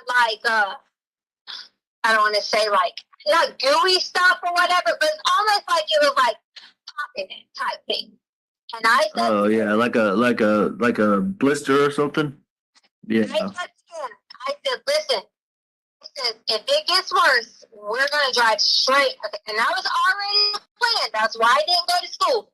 I said, if it gets worse, after I put all that stuff on there, whatever. I'm not that type of person where something happens immediately, run to the hospital. You and I've had that conversation before where you would say every little thing later ran to the hospital. I was trying to evaluate it to see as long as he was talking fine, normal, acting normal. I didn't see at that point in time that he was under any kind of pain. I got you. Say that to me. Okay, all right. That was a lapse in judgment on my part. I apologize. But he started to peel it because, obviously he starts to peel things. So along with peeling that, he started peeling his fingernails. So, and I'm like, that morning, I sent you a picture of Gannon laying in bed on Monday morning to your phone. Yeah, right. Gannon was laying in the bed, whatever. I went back in there, checked on him, gave him some more water, made him drink some more Pedialyte because he wasn't eating because he was so upset. And that's when I noticed he started peeling things on his arm. And I said, and at that point in time, which I told you, like I told them, Gannon had blood that was on his arm and on the side of his wall. I guess from sleeping through the night, whatever it was, killing it. We toted him back down to his room after Lena decided to go back to bed. On the side, you said on the side of his wall? You never told me that. No, I told detectives this. Oh. You never talked to me about this. Okay, fair, fine. This is new. I've never heard that before, so now I'm even more worried about him. So they should have told you this. So then I went in there that morning, sent you a picture. I said, Gannon, why do you have blood on your wall? It wasn't a lot. Don't panic. It wasn't like. Oh, so it wasn't like a lot, like all over the place. It was just like little streaks or something. Oh. I said, Gannon, did you peel those things? Yes, he did. I said, okay, here's what we're gonna do. We're gonna re-bandage your arm. I said, and if you're feeling bad or it starts bleeding, you get a fever, anything like that. I said, as soon as because I was going to go talk to the man about the bike. Right. He said, you have to go there first. You want to go to the hospital now. Of course, maybe I shouldn't have asked the kid that, but based on my judgment and what I was seeing with him, I didn't think that he needed to go right away.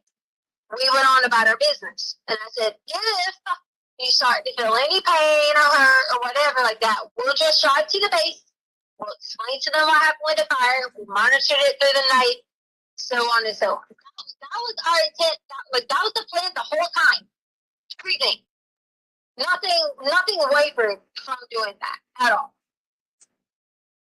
Gannon asked me questions. He was just like, why does this happen to me? Why do I always get hurt? Because, he had hurt his foot on the boards outside. I said, Gannon, we're going to figure all of it out. Don't worry about it. We will replace it. Okay? So Monday morning, after all this, I was like, Gannon, we're going to go find, which I probably shouldn't have said to him that he would have known that it was on him. But I said, we're going to go find someone to replace the carpet. He says, and then we'll get it fixed. We won't worry about it. We'll monitor your arm through the day. Yada, yada, yada. So we're going to go get some coffee. Just hang out. And I said, there were some things I need to get for the pet store, and we need to go meet the guy about the bike. And it was, that's the reason we drove the truck, because if I end up blocking the bike, I was going to put the bike in the back of the truck. Yeah, I got you. And also knows that when we left, we took my softball bag, Charlie's softball bag with that, stuff like that in it, helmet, because I was asking him, did he want to stop by to look at those hockey skates? So we took any of the old equipment that I had, and we loaded it in the back of the truck, which was the long Easton bag I have.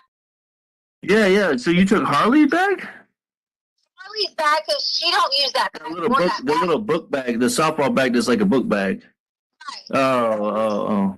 So we were going to take it to a sports place and see if they did like trades, whatever. Yeah. We were going to surprise Lena when she got home if I could got him 2 new things of skates or hockey skates or whatever. Cause You talking about Play It Again Sports over there Right. that we went to? That's why we were so far across town. I gotcha. All right. So that was our plan for Monday. Go to Play It Again Sports, get some coffee. We need to get gas. And we were going to monitor his arm along the way, go check on the thing about the bike. Right. We go to, drive around. We go. I think we went to Dunkin' Donuts first, and then the gas store, or it might have been by its first. Like over by our house, Dunkin' Donuts. Went to Dunkin' Donuts by our house. Hey, Dunkin' Donuts Sharon lady already released the video of us going there. You can see my arm reach out the window, fucking grab. Sorry, I didn't mean to say F, and I'm just over all this. Grab the coffee out the car. Then I turned around because I was about to get Gannon a Frappuccino, but he said he didn't want it. So then we drive off from the Dunkin' Donuts. So then we drive from the Dunkin' Donuts, and we go up. Turn 87 somehow, but meant to turn on 25. Needless to say, I went up the bottom. 80? You mean 85? Yeah, 85, 87. Yeah. Oh, okay, all right. I went up towards Nevada, which is where like Holly gets her eyelashes done, that type of area. What, like past? Wait, you talking about past Walmart and all that? Like not towards Fountain, the other way, right? Where the roads. Okay, remember when we went to the recycle at before and the road split? Yeah, way down there, close to. Yeah, okay. But that's towards Walmart. Turn. Yeah, okay, I got you. So that's the route that I take, which I'm sure they had because I'm not hiding anything from the GPS that I took. So I went that way first, and I realized I was like, oh crap. I was like, I probably should have got on the other exit because I really didn't know. Lately, I've been trying to find my way around, like what exits to get off of, things like that. So I get off and realize, like, oh, this is the way to where we went to the recycle thing at. So I just kept driving and end up making the curve and turning you back to 25, Nevada, and all that. And I was like, oh, there's the Petco. I was going to go to PetSmart, but we ended up Petco, so whatever, same thing. Petco? You went to Petco like way over there? That's the only Petco there is. I don't know. The only one I know is the one we went to by Target that one day. I might know Harley's work. Yeah, that's PetSmart though, isn't it? Right. That's what I'm saying. I got you. I was going to go to PetSmart, but I went to Petco. I got you. So I go to Petco and walk inside. Gannon wanted to stay in the car playing the Switch. He was like, he wanted to stay in the car playing the Switch. Again, Colorado law is he could sit in the car at 11 years old. Oh, so he had it. So he took his Switch with him. Right. Oh, I didn't know that. Yes. He had his Switch, playing his Switch in the back of the car. You talking about a truck, right?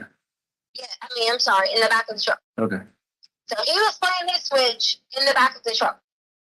Well, within the first time and yada yada yada, I was going in because Sadie has been having like I don't even know what it is. She needs to get her vet paperwork so I can get her checked. I didn't know girl dogs have like periods or like stuff come out. I didn't know this. So I walked in and found these little pads that they had. And I'm like looking at them, whatever. And I set the phone down because I'm like, and my mind is so blown that dogs have this. So I'm like looking at it, freaking out, thinking, okay, should I get these? Or should I just call it a pet? You know, the vet, maybe it's just something weird coming out of her body parts or something like that. Whatever it may be. So then, go back up to the front, look around. I look out the door several times. And these people I know have said, she was suspicious looking out the door. I was looking out the front door just to make sure nobody was at the truck because Gannon was in it. That's all. It was just, he was in the truck. And what if he needed to get out pee or, you know, whatever. That was the only reason I kept walking back to the freaking front door just to make sure he was fine. He was in the truck. So then I get 3 outfits. God forbid I got 3 outfits and only had 2 dogs. Because, of course, this is what these people talked about. I got 3 outfits, checked out, walked out, got in the car. From there, we were going to go to the play against Ford. But wait a minute. Why were you so? I'm kind of confused because like you said you were worried about him getting out, but like you know we've gone to the gas station and like he's never tried to get out of the car. So what was I don't know. Maybe that's nothing. But what made you freak out that day? Parked on the front row. I was parked a little bit off. So like if he needed to get out, use the bathroom, or he was looking for me, or whatever. Okay, all right, yeah. I was just that kind of was weird because like he's usually he does what we tell him, stays in the car. But anyways, go ahead. Hey, but not Albert. Exactly, he does. Just like I told you, he could have stayed at home on a normal basis, but he wasn't feeling well. Yeah, So I was fine, like, fine. I got you. what if you had to poo? You know, whatever. Yeah, I was just trying to be a good parent. That's it. It wasn't no I know. looking in the car. I got you. It just was weird that you said that, but it's okay. I'll just go ahead. So I went on, got the things checked out, left. I don't remember if we stopped at another store in between there or what. We were headed to go to the Planet Against Sports, and we were headed to go talk to the dude about the bike. Well, they had my phone, so they can see that the guy wrote back about the bike with the pictures, and I was asking about prices and yada, yada, yada, yada, yada. And I was like, I didn't want to go to the man's house with the bike, without I wanted it to be legit, I got me in the car, and not only had me in the car, I got Gannon in the car. So I thought, I need to, you know what I'm saying? Like, I need to make sure this is legit. So I'm like, send me a picture of the bike. Can you call? Can you whatever? And like, he wasn't acting like he was wanting to like give me information that he could meet me at a safe spot to go look at the bike. So you weren't going to go to his house or something? He was just going to meet you in general? I told him messages that I didn't want to just go to some random person's house, and that's probably why they're looking at this whole Douglas County thing, because he lived almost at Douglas County. Okay, that does sound sketchy. That was probably a good decision. So yeah. So again, in an open book with them, they took my GPS and everything. We got to Douglas County. And me and Gannon was talking about it, and he was like, "Do you know this guy?" And I was like, "Well, not." So wait, I missed the part. You said so you went to Petco. You said you were going to play it again. Did you never go to play it again? I forgot. So we didn't never make it to play it again. That was on our agenda, but we were trying to go for the bike first. Oh, okay. Sorry, I got confused. I'm sorry. It's okay. It was a priority first. Okay, so I was gonna go out to meet the guy with the bike, and somehow they have my email. They subpoenaed all that. They can see the information coming from the Craigslist. Okay. Oh, it was Craigslist. So someone had something on Craigslist. Oh man, that's sketchy, isn't it? Yeah, I don't trust that shit. You there? You went and bought wood and stuff on Craigslist. Yeah, I mean, for you to do it, and Craigslist, I never trust that shit because they always have those sketchy people doing, you know, I don't know, stupid stuff like meet and greets and stuff. You always told me about that, remember? Yeah, but like this was just a bike for sale. Okay, I'm just saying, I'm worried about you and my son's safety. That's what that's My point. That's why I realized. I said, well, we rode through. Okay, so when you go up Palmer Lake heading to Douglas County or whatever, we went that way. It was supposed to be that the guy had a warehouse somewhere between the Palmer Lake area or whatever. What, warehouse of bikes or something? He said he had a couple bikes that he used to do riding and touring okay. and stuff like that. Like those bikes I was looking at doing those rides, like through Alaska or whatever? Right. Okay. So get out on this road. So if you're on, I want to say it's exit 165 or 163. Okay, I think that's what I want to say the exit was. On 25? Right. Okay. Yeah. So you know how you're going to before you get to Castle. Oh, it's where we went to take the Remember how if traffic is backed up, you can take that back road? Oh yeah, before you get to like 182 where the outlets are or whatever.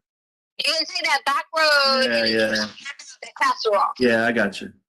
Okay, so it was off that, but to the right side, not to the bougie side where like the boonies and stuff was at. It was off that way to the right side. So I originally got off, and again, they can see this on my GPS. I got off, I went left, and went down that little hill where the little people were at. And I thought, this can't be the right way because he was saying something about signs and all this. Turned around at the little, I don't know, woods or whatever, came back up, went across the street and realized it was on that right side. I think it's called like Palmer Lake or something like that. Supposed to be looking for this place, still didn't see it, and then it ended up being like all mountainy and dark. I say dark, it wasn't dark in the day, but like, Yeah, like dark. woods and stuff, yeah. We turned around, left out of there, and I was like, well, this doesn't even look too great. Again, let them go search that area all they want to. They're parking up the fucking wrong tree because all we did was went through there looking around and trying to figure out where this warehouse was supposedly at. So you were in the truck or out of the truck? We're in the truck. Oh, you had me worried. I'm like, you're out of the truck in the woods looking for a warehouse? No, it was just driving through there. It was like down, around, up, around. Colorado has all these mountains and shit like that. So I came back out, got back on 25, and was like, crap. I was like, I don't even like think that was a good place. Me and Gannon was like, why can't we just go buy it in the store? Don't they have them at Walmart? And so we're like talking. I was like, yeah, I'll just figure out another place to get a bike. Because the whole thing was I was going to buy you the bike and surprise you for Valentine's Day for it. That was like the whole shebang. Yeah, I would love that for sure. At this point, we never got to play it against sports because it was approaching the time that we needed to be headed back. Okay. So I said, Gannon, I'll just come back and go to play it against sports again later. Don't worry about it. Your daddy and I have been talking about getting hockey sticks. So we come back up, heading back towards the house because, we had to get back for Lena. Oh, I forgot to tell you a point that we left that day because I put my notebook down. Let me go back to this on Monday. Okay, on Monday. If you would want to take afternoon recess now, we've still got a long ways to go on this particular phone call. It's 3 o'clock. Do you want Yeah. How much longer do we have to go? That had crossed my mind, so. So we got about another hour to go. Oh, yeah, no, we'll take a break now.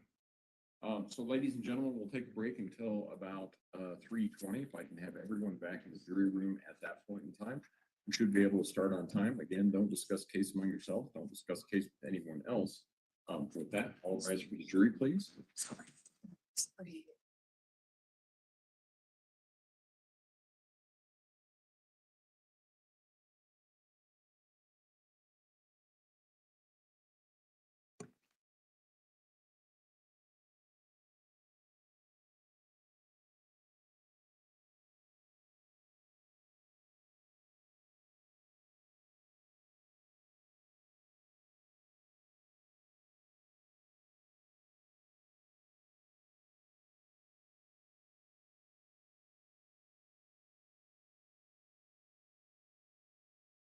You can all be seated. Record should reflect the jury has left the courtroom. We'll take a recess until 3:20 then. Mr. Cook is already dealing with the issue. We're gonna talk about. Okay. All right, then we'll see everybody back at 3:20. Thank you. All rise.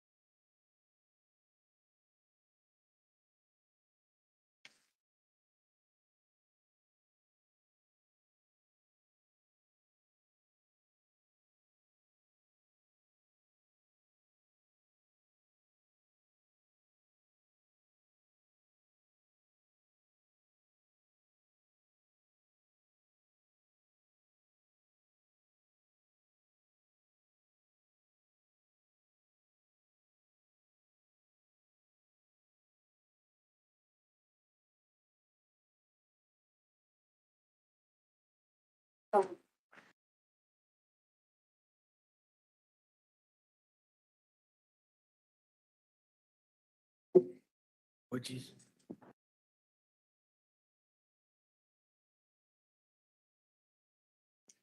I'll go see.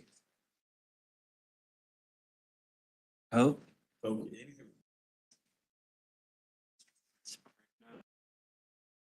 Dave, I see you looking longingly over at all our binders over here.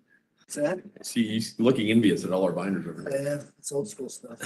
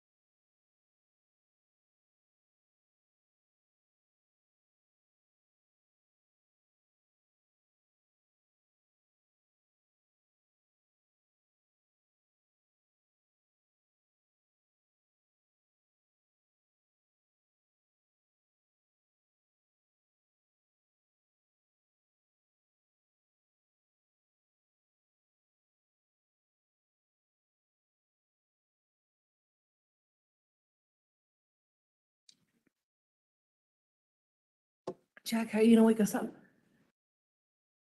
Huh. Your secret candy stack. Oh, yeah. Judge Stendorf keeps a secret stack of candy. Huh? She doesn't eat it, but she keeps it. That was weird. I just started talking and it was in my ear. Oh, is it a song?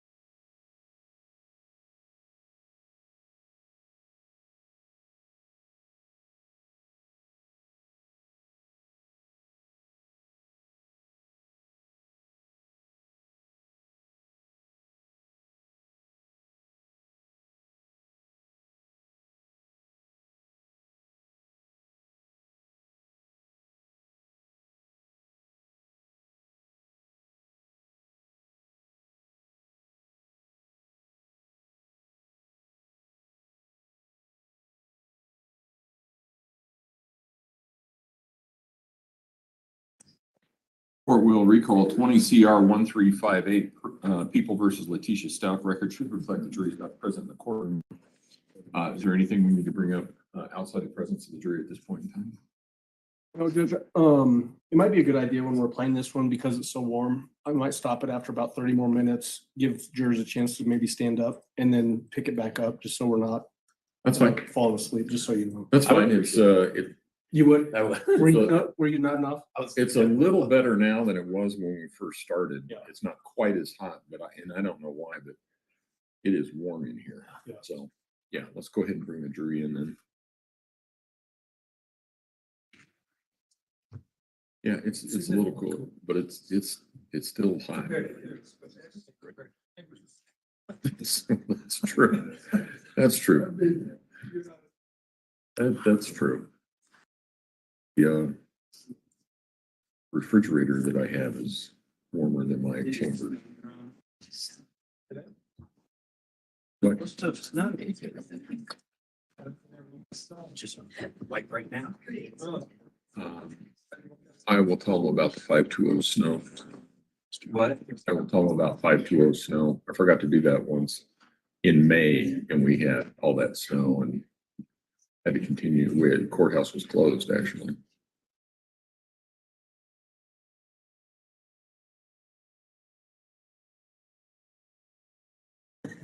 Oh, wait.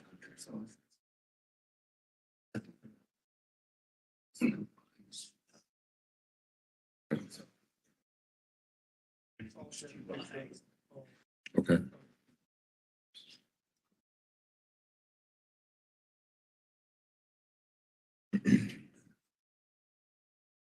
All rise for the jury, please.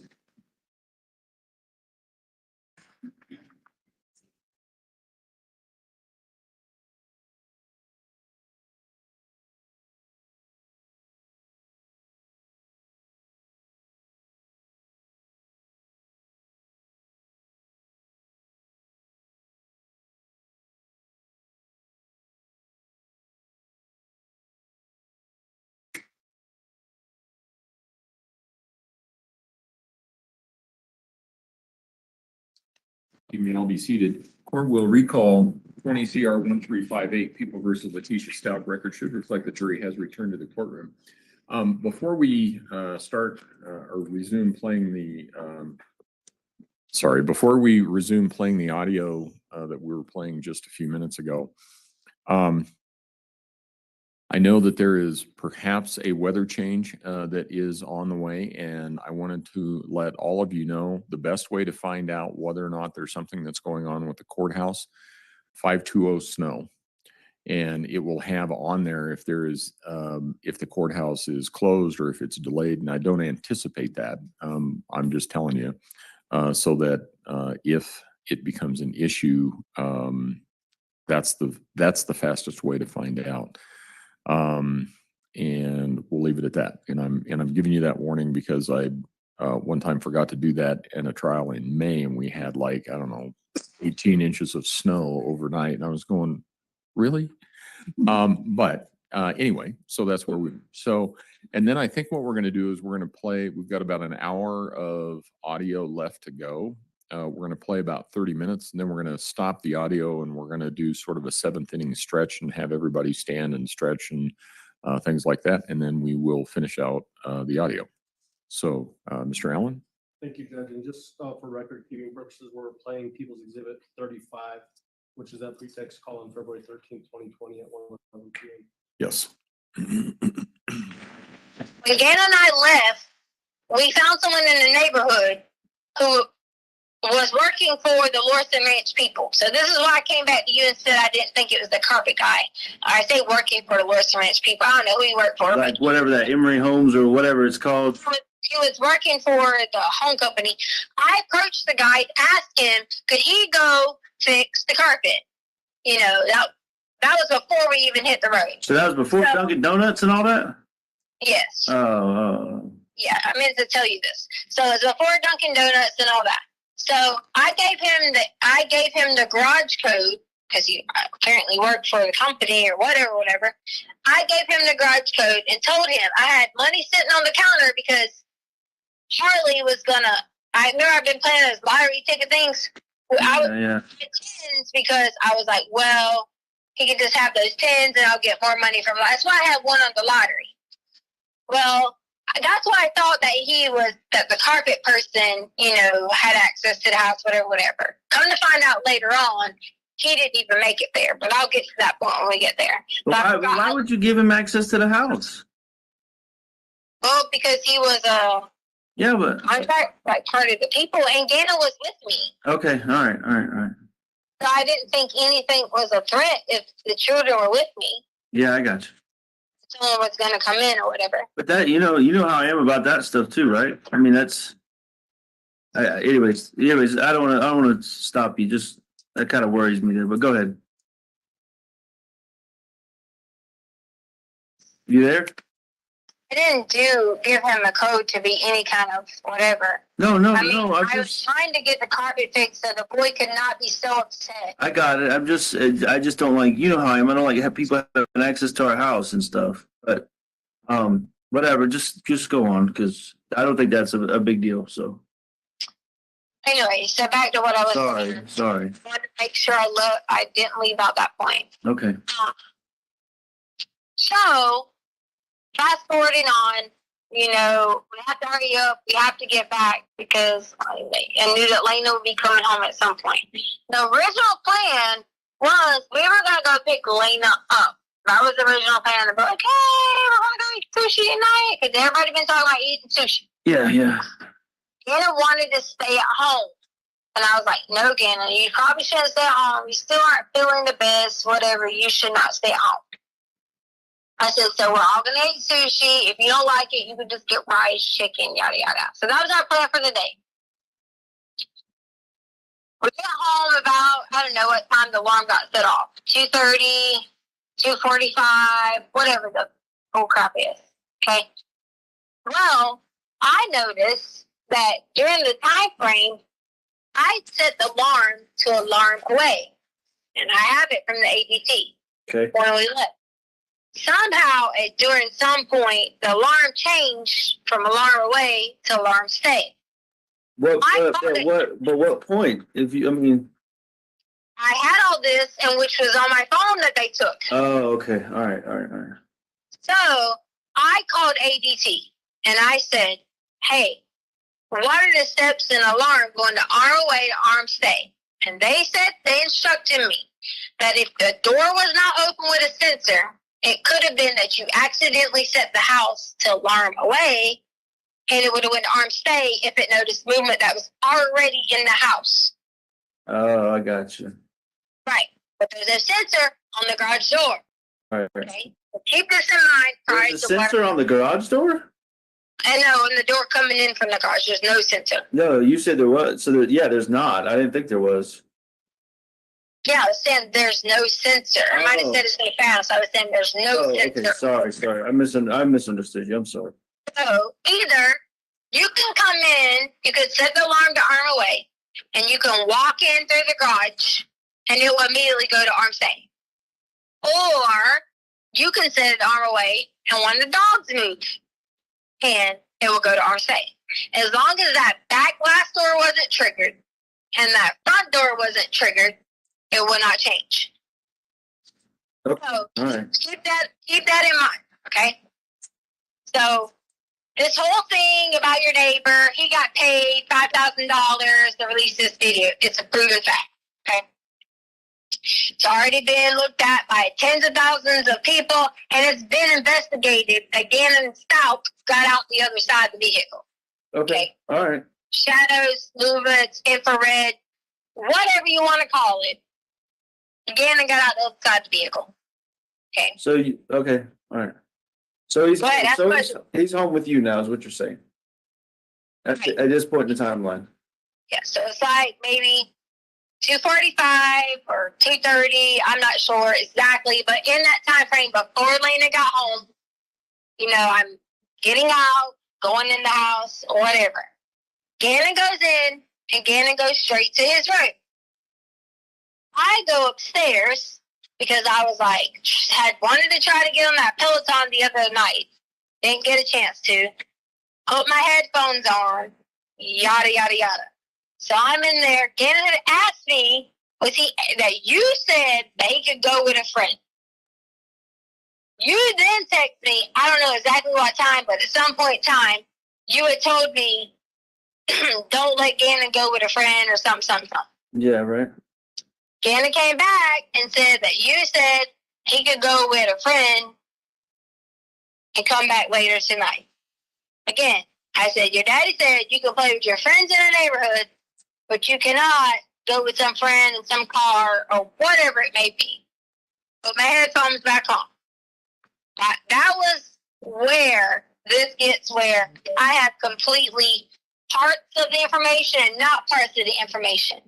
I hear another loud noise downstairs. Not even about, I don't know, 10, 15 minutes later, maybe 20 minutes. Yes. But I thought you said you were doing the Peloton. No, I said I've been wanting to go back to get on Oh. the Peloton because I didn't get to Oh, okay. the other night. So I had my headphones on and I was kind of like trying to get in the pre-workout mode or whatever you want to call it. Because my goal had been trying to get on the Peloton every day. Yeah, right. So then I heard another noise again and I was like, I pulled them off my ears. I know they're noise counseling, but I also am not stupid. I don't wear them all the way on my ears because they freaking hurt. And I was like, Gannon! Didn't hear anything. And I just thought he's down there bumping and wobbling and, doing his thing, whatever it may be. Still sitting there, just chilling, doing whatever. Heard another loud noise. And I thought, okay, this is it. Like, I thought he was stomping around, doing crazy things, whatever. He's supposed to be going to go play with a friend. When I walked downstairs at that original point in time, I thought that guy was the carpet guy. Similarities? I didn't really remember exactly what he looked like, but I remember some of the details. Now, fast forward, you'll hear me say night after night after night after night, I dreamed of different things that have added detail to this.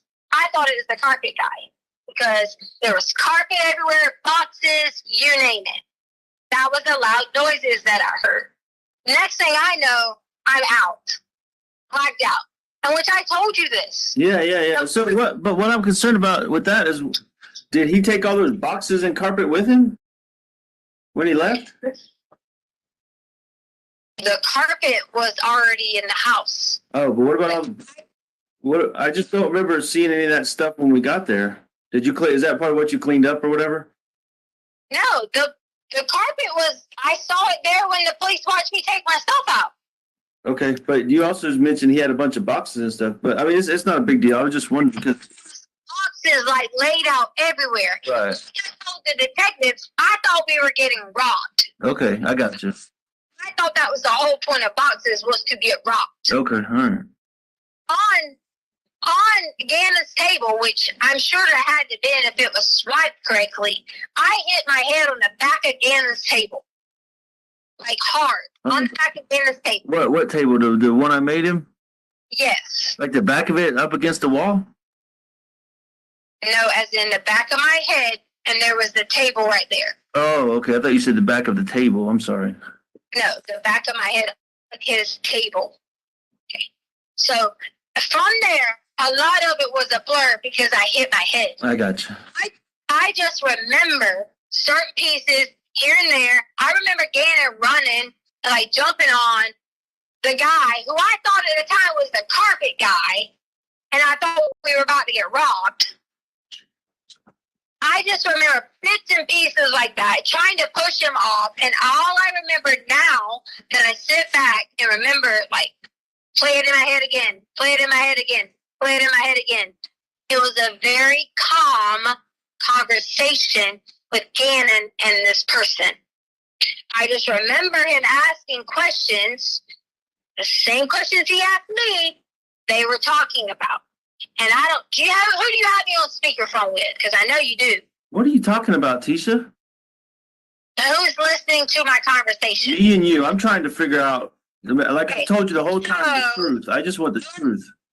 Okay, so during that time, I heard that same thing that Gannon asked me about knowing his mommy. Why do you think I've been adamant about you saying to you, oh my God, there's a piece that we're not putting together, that we're not missing. There's something different. I don't know how to put it all together.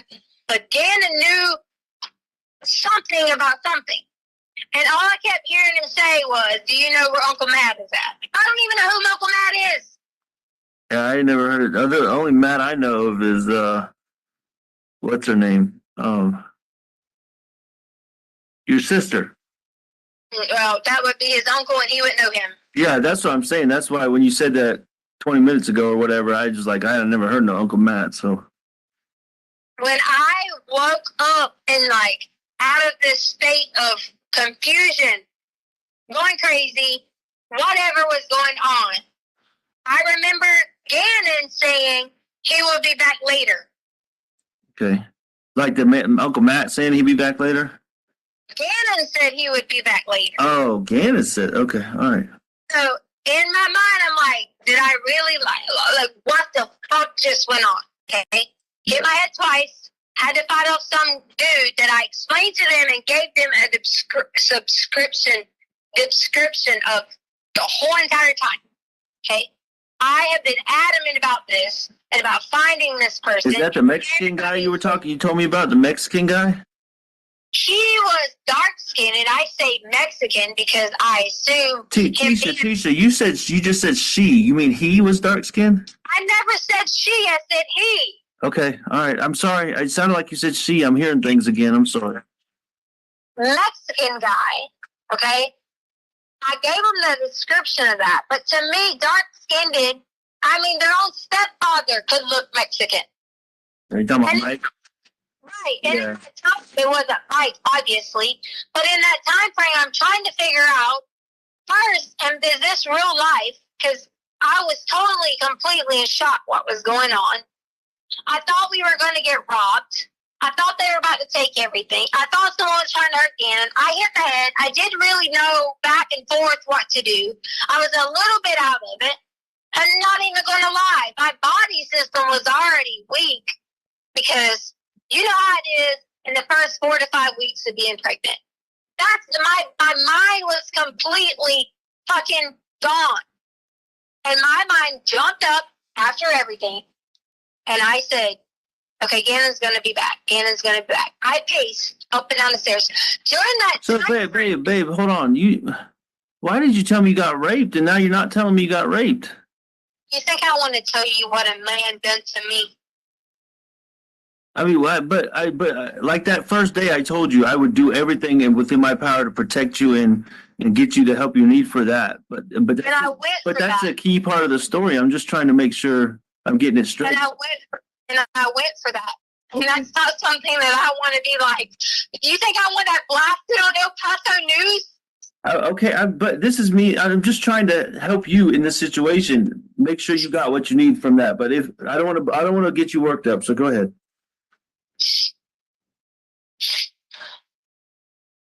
It hasn't been hard to know that like somebody was there trying to hurt me and Gannon, and I'm getting knocked out of it. I Trying understand. to fight for my body, trying to fight for someone not doing something to my body. That's why I'm just trying to make sure I know everything that happened. Remember, this is about the truth. This is not about anything but me and you and the truth. So And I can't tell people that because then they're going to say nothing to me, call me names, and then you won't even want me. why would I not want you? I don't understand what you mean by that. Tried. I didn't know what was going on. All of it was a blur in and out, trying to figure out. I got up at one point and ran to the door and sent Lena away. Sure, anybody in a logical state of mind could have said, why didn't you give Lena a note to run to the neighbors? He knew everything. He knew everything about us. He knew our names. He knew where we worked. He knew where Ozzy worked. He knew where we drove. So back up a second too. So just because I want to know about Gannon's well-being too. We already covered what happened to you, but you're saying that initially you told me Gannon got beat up and he took him away, but that you didn't say that this time. So please tell me. Gannon jumped on his back, like when he was trying to hurt me, Gannon Okay. jumped on his back. And that's clearly what I told the detective. Okay, so what happened to Gannon in that instance? Because I got to know that. I don't know. I just remember Gannon was on the other side. I was on where the door was at. Okay. Gannon was behind me on the floor and was crying. And Was he bleeding or anything? Was it like?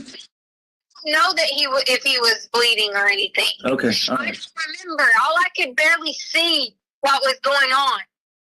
Was there any blood on the floor after you got? Do you remember anything like that? When I woke up, there was no blood anywhere. I probably went at the second time. So when I ran back upstairs, they sent Lena away, and I said, Lena, please go get the mail. Harley pulls up. I says, Harley, please take Lena to Dollar Tree. And they're like, okay. I said, please take them now and get these items. Exactly what I did. Did Harley notice that you were distraught or anything? Harley was, she was just looking at me like, what? And I said, please just go get the items. And Harley was like, what are they? I was like, carpet spray for the dog smell and the carpet powder for the dog smell. And Lena and Harley left. Okay. All right. Because I didn't want Lena and Harley to come in. And there you got two more people involved in this. He's downstairs with Gannon. I don't know what in the hell is going on. I'm freaked out like I'm in some Lifetime movie. And no matter who I called or said anything to, they're going to do me just like they're doing me now. Came back downstairs. Tried to plead with him about what was exactly going on. He had Gannon wrapped in his arm, like his arm around him, and was saying, Tisha, hold on just a second. I'm trying to understand. So, oh my goodness. So you're downstairs and all this is going on and the guy is downstairs and you send Lena away? You come upstairs and send Lena away while the guy's still downstairs? or did you want Lena to come in and be there too? No, I'm just trying, babe, I'm just trying to understand everything because some of this is new information for me that you didn't tell me initially. So I'm just trying to process. You wouldn't let me. You wouldn't let me sit there and talk to you. Okay. You treated me like a criminal. Okay, I'm just trying to understand it. So I'm just trying to sort through all of it. So keep going. Thank you for clarifying though.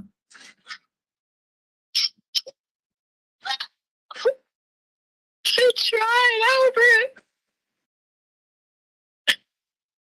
What's wrong? I'm trying so hard. You tried so hard to do what? I was trying to protect everybody, but I couldn't get back upstairs.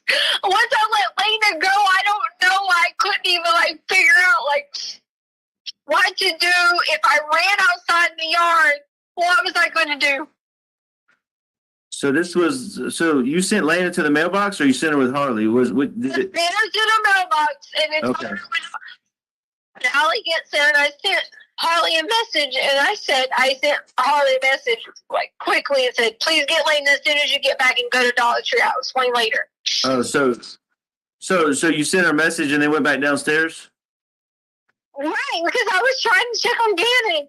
But I thought you said you saw Harley when she got home. I did. I sent her a message to let her know Lena pulled up. Lena came up. Okay. I sent Lena to the mailbox. Harley pulled right up. Look at the camera. Since your neighbor has every fucking camera footage, he should be able to see that they came up and I freaking sent them right away. Well, I'll probably have to pay him another $5,000 to get him to do that, so I don't think that's going to happen. It's bullshit, ain't it? So I went back down. It's not funny because he did get paid. No, I'm not. It's bullshit. So he went back downstairs. I went back downstairs and I'm trying to figure out, and he's just telling him that he had a new family and all kinds of things. And I'm sitting there trying to grab Gannon, and next thing I'm on the ground again. And you can't overpower someone when they put their fingers on your mouth. And this was in Gannon's room again? Yes. Okay. All right. No one tried to help. No one cared. People treating me like a criminal. When I came through, I woke up.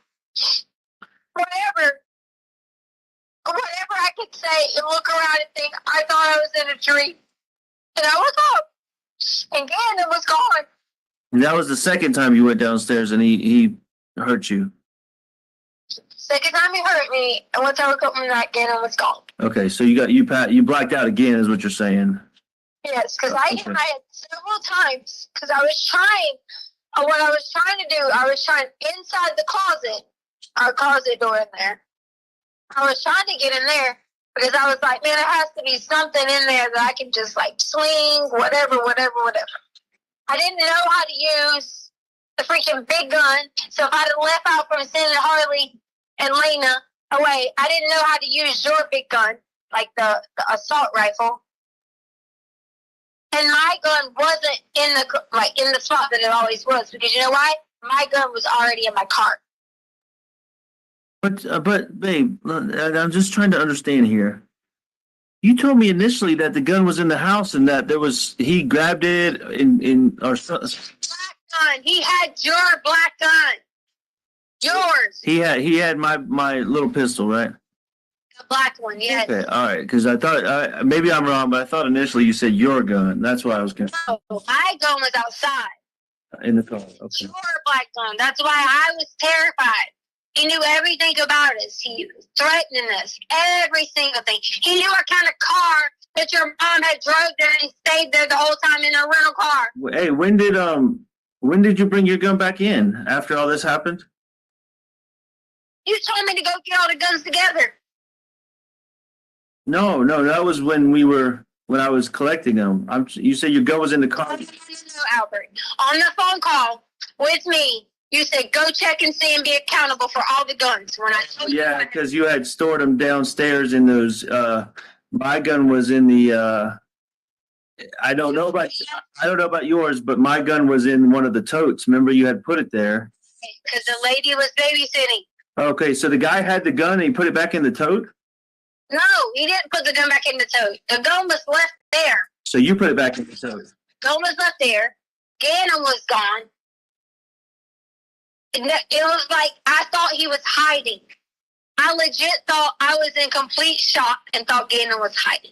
Okay. I even mentioned to the girls, I go, because I was shocked, culture shock, thinking, what the fuck happened? Oh my God, like, I don't know how I'm going to handle this. I didn't get the time to even go through any of the emotions of it all to think what happened, because all I could immediately do was go into like the defense mode of being like, oh my God, okay, get the girls out of here. Okay, Gannon's going to be back by the time he's supposed to be back. Because in the end, when Gannon was leaving, I remember him asking him, was he going to take him to Uncle Matt's house? I remember that being blacked out. So Gannon freely went with him. I don't know Uncle Matt. I'm not fucking crazy. So he left with Uncle Matt in a car or something, or in a van, or you don't know? That's why he left in. I just know that the whole thing started to add up. About 30 minutes, Judge. Okay. Well, in that case, let's everybody stand and stretch for a moment.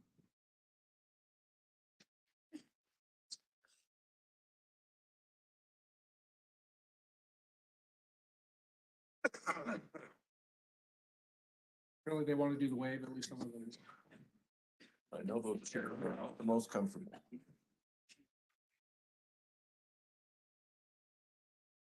Right. And, you know, while this is going on, you can, as I said, during jury selection, if some of you need to, you can stand, you can stretch, you can do what you need to do, and that's okay. So. All right. Okay. Yep. Let's go ahead and start it again.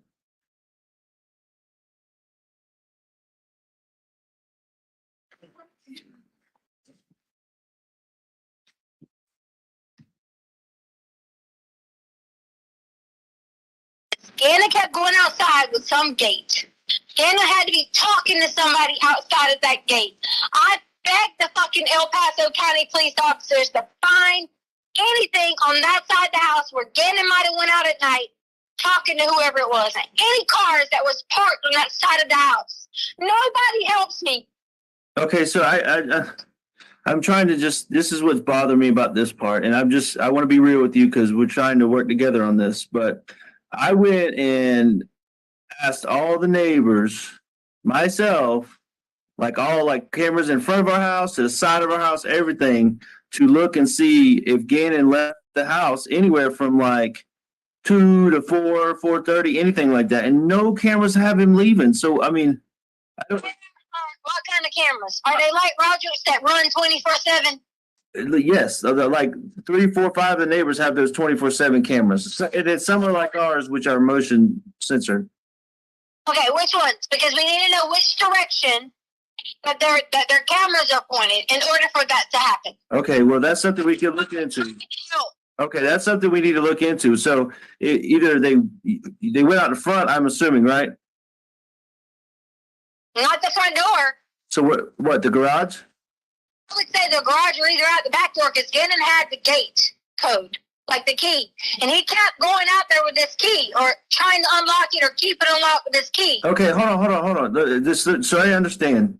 So now Gannon with all this going on, Gannon tells the guy there's a key to the gate, and then they No. and bring the key back in the house. No. Did you listen to my story? Yeah, The other night, Gannon kept going outside with the gate. I'm thinking that the gate was automatically left unlocked. Oh, okay. Did you lock it back before I got home? No, I didn't lock anything. Okay, all right. I didn't do anything unless they locked it or the police locked it because Harley said the police put cameras in it and locking it. Okay, Locking everything up. we can find that out. Maybe the police locked it back up. So fair enough. So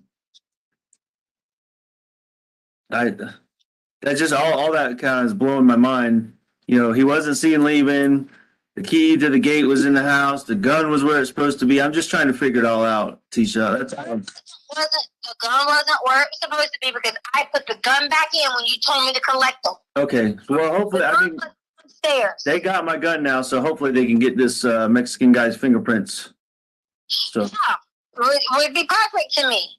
It's nothing but from day one. I know, and that's what I'm trying to get. So get all them this information.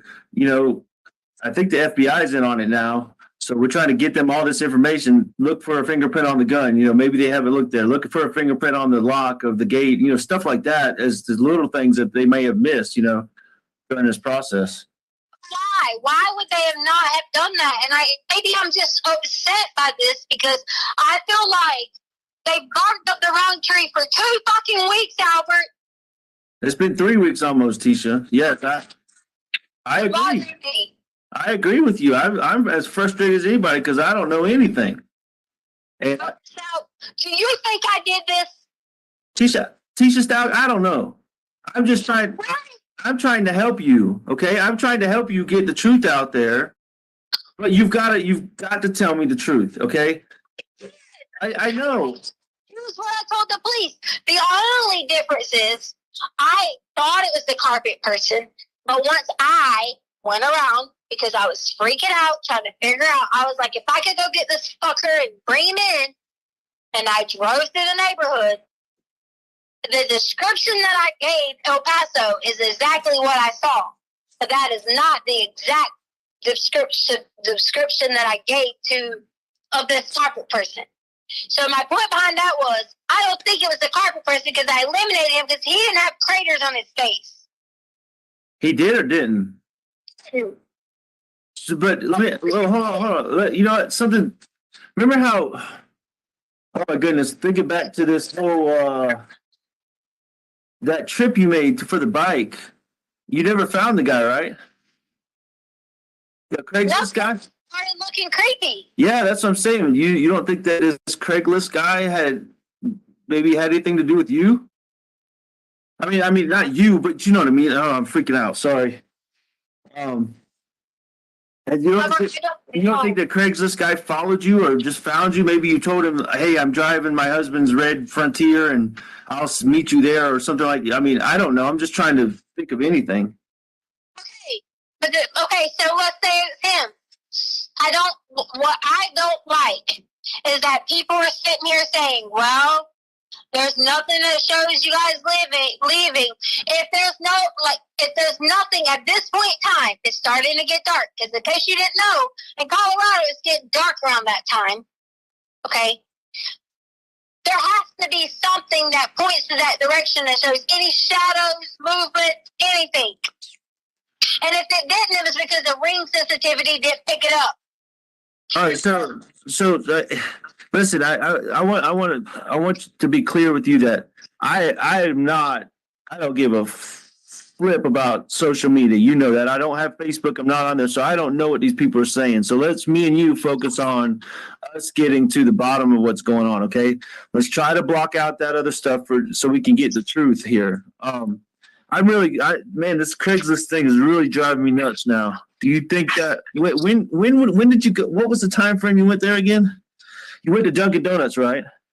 Because they have whatever time they had me on footage. The first time at Petco. Oh, at Petco. So after that is when you left. Because I went back to Petco to get more clothes. Okay, so you went. So then when did you go back to Petco after the Craigslist trip? Yeah. Oh. And you said the guy was already in the house before you got there, you think? When I got there, the guy was already most definitely in the house or had already been in the house waiting or whatever it may be, which is why I thought it was the carpet guy because that was the person that I gave the garage. Yeah, you gave the garage code to him. Yeah, right. The more I laid and the more I slept and the more I kept worrying about it and thinking about it and yada, yada, yada. Gannon kept having his room door locked. I was even so terrified to think that this person even spent the night in our home. Oh, you think he was there the whole time? I don't know.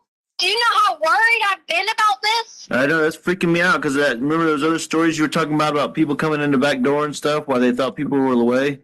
I've been going through all that in my head too. Albert, I've done nothing but look, I have this book right here.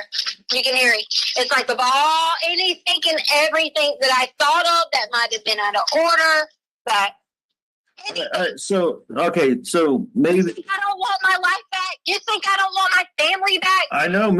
Trust me, me too. I'm tired of being portrayed as one. Okay, but you got to help me because I'm trying to sort through all this and put a good timeline together so I can tell this. Somebody reached out from the FBI and I'm trying to tell them a timeline of what I know. All right, I'm trying to make sure they get the truth the first time. This lady that called me. Okay, so.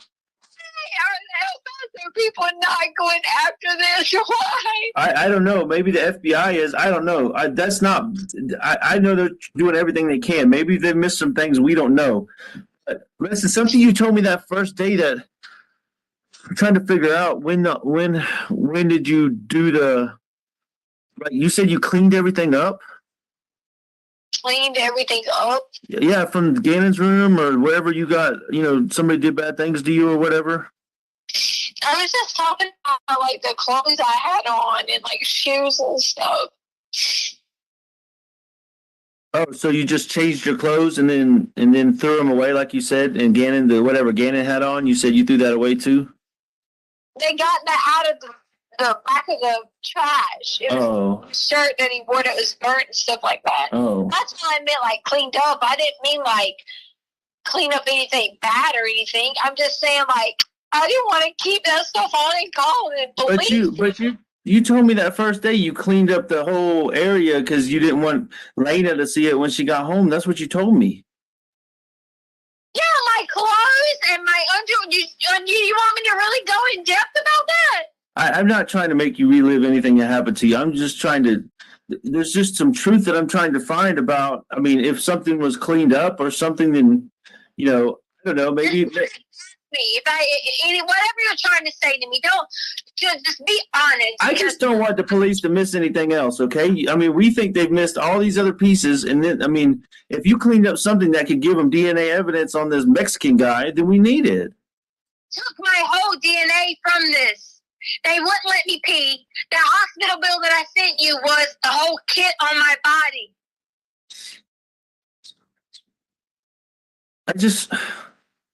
But tell me, why did you tell me? I just don't understand why you told me you cleaned up an area and then now you're telling me you just changed your clothes. See, that's When you're talking about cleaning up the area, I'm talking about from Gannon. Like, Gannon had, from his burn marks, there was blood on the wall and on the light switch. so you cleaned up whatever Gannon's stuff, what blood or whatever was, right? Prior. Oh, where was that at? In his room when he woke up Monday morning. But like where? But where in his room? You did say the wall because he was wiping his fingers on the wall or something. I don't know if he wiped his fingers on his wall. I just know his arm probably hit the wall when he was asleep. Oh, I got you. Okay, all right. So you clean that up, okay? Because I never saw that. That's the first I heard of it.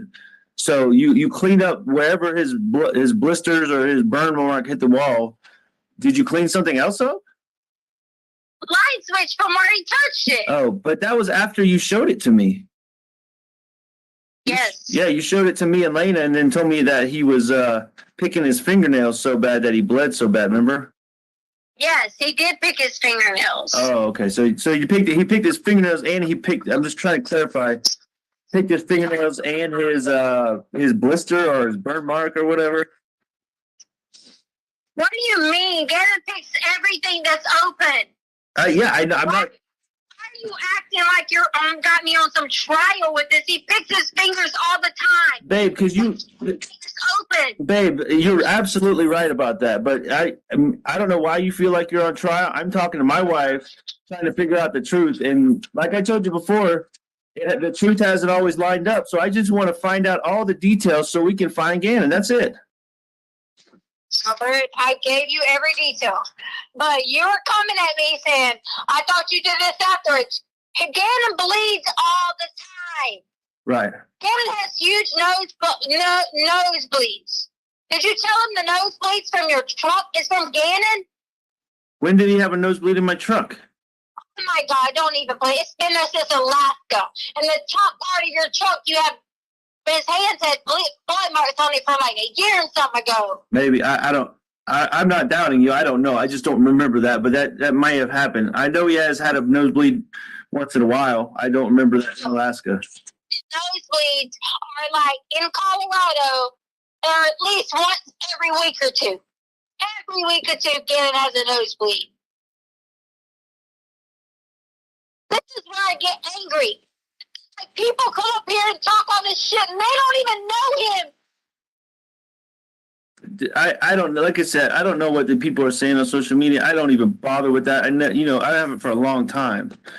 But I'm just trying to. All right. Say what you got to say, Albert. I'm just trying to retrace some steps in my head. So the Mexican guy, did you see like anybody? I'm trying to think of this Craigslist. Did he have a picture or did he like give you any information about him? Like, hey, I'm, other than where to find him at or anything like that? I mean, what was the framework of like how you set up that to meet him? Everything is on my phone, Albert. Babe, I don't know. I guess they got your phone. You keep telling me that, but I'm just trying to figure out how you went about doing this. So maybe we can, that freaking lady that called me bugging the shit out of me from the FBI, maybe that's something relevant. I don't know. I reached out to him. They have access to my phone. Okay. On my phone, I click the Craigslist thing, which generates this whole like number, something, whatever the email they do to protect the people that are selling. I had all that and access to my phone for that. I have limited access because a lot of my stuff didn't load. A lot of it weren't backed up. My emails weren't backed up. My notes weren't backed up. The only thing backed up when I logged in to the icon that it let me in temporarily was pictures. If they gave me my phone, which is mine, it would clearly have everything. And since they've done all these things, they should see this. They should see pictures of what I took with Gannon at home with me later. They should see all this shit, man. And it pisses me to fuck off that no one's even caring. Everybody's wanting to point the finger, but won't let me sit there and show you. All right, Letecia. Okay. You told me to be straight. I got you on the phone, and I'm trying to sit here and tell my own husband every little detail, everything. You think I don't love my family? All right, Tisha, listen. Like I said the whole time, I'm just trying to help you and trying to keep you and Harley safe from all. I mean, these people are after me now. I don't know who the hell it is, but like I said, I had to go get my clothes changed and everything just so I can blend in better. And I want you to know that no matter what, we can work through this together, and I can help you. Okay, but you just got to let me help you. But I have you told me to be straight up. I got a very straight up question. Okay, are you ready? Yeah. Did you kill Gannon? I need to know. I need you to answer me yes or no right now. I killed Gannon. Did The you? answer is no. I can't believe you asked me this. I just got to know you. I told me to be straight up. I got to know what's happening to my son. Tell me why you would think I killed Gannon. There's a lot of unknowns. I mean, being straight up again, you changed your story again to me for the fourth time. No, I changed my story. You did. This is the fourth version of the same story. Okay. All right. Wow. Like half of what you told me today with the cut foot, and now he's got burned arms and picking it, and his butt's bleeding. All this stuff is new to what you told me the other day. And the other day you told me you cleaned up the area where you got raped so nobody would see it. But now you told me you just changed clothes. I just don't know what the hell's going on. I didn't tell you. First off, you never even listened to me about anything that went I on. did. No, you stopped because I listened to you. You met me. I listened to you, and then I went and got the guns and put them in the truck, and then I came back and me and Landon listened to you. Then I stopped and picked your story apart. So get it straight, Tisha. I listened to you, and I said, if I'm wrong about the rape, I will get on my knees and beg you for forgiveness. Did I not say that? Yeah, but you haven't. Exactly, because I haven't been proven wrong yet. I want the truth. If I'm wrong, if the police, no matter what they're doing, the FBI, the CBI, the CBS, whoever, okay, if they tell me I'm wrong, I will publicly, in front of the world, get on a camera and tell you I'm sorry. But until that happens, we're going to find the truth. How can you tell me that someone didn't I don't understand. How can you tell me that someone didn't do something to hurt me and take Gannon? I'm not telling you that. I'm telling you it hasn't been proven one way or the other. You said you banged your head on the freaking table. Now I got to tell them to go check out the table and see if there's any blood or any of your. You knew that. They had already asked that. Okay, but that's the first I heard of it. You see what I'm saying? You never would talk to me. You literally just sat here in a conversation and asked me, did I kill our child? Yes, I did because if you say no, then I can't. I'll stop thinking that you did it. Okay. That's horrible. I don't know what to think. My son's blood. You're telling me his blood's all over the walls, and now you're telling me the Mexican guy that had the gun to your head or whatever took him away, and he knows him, and he could be anywhere.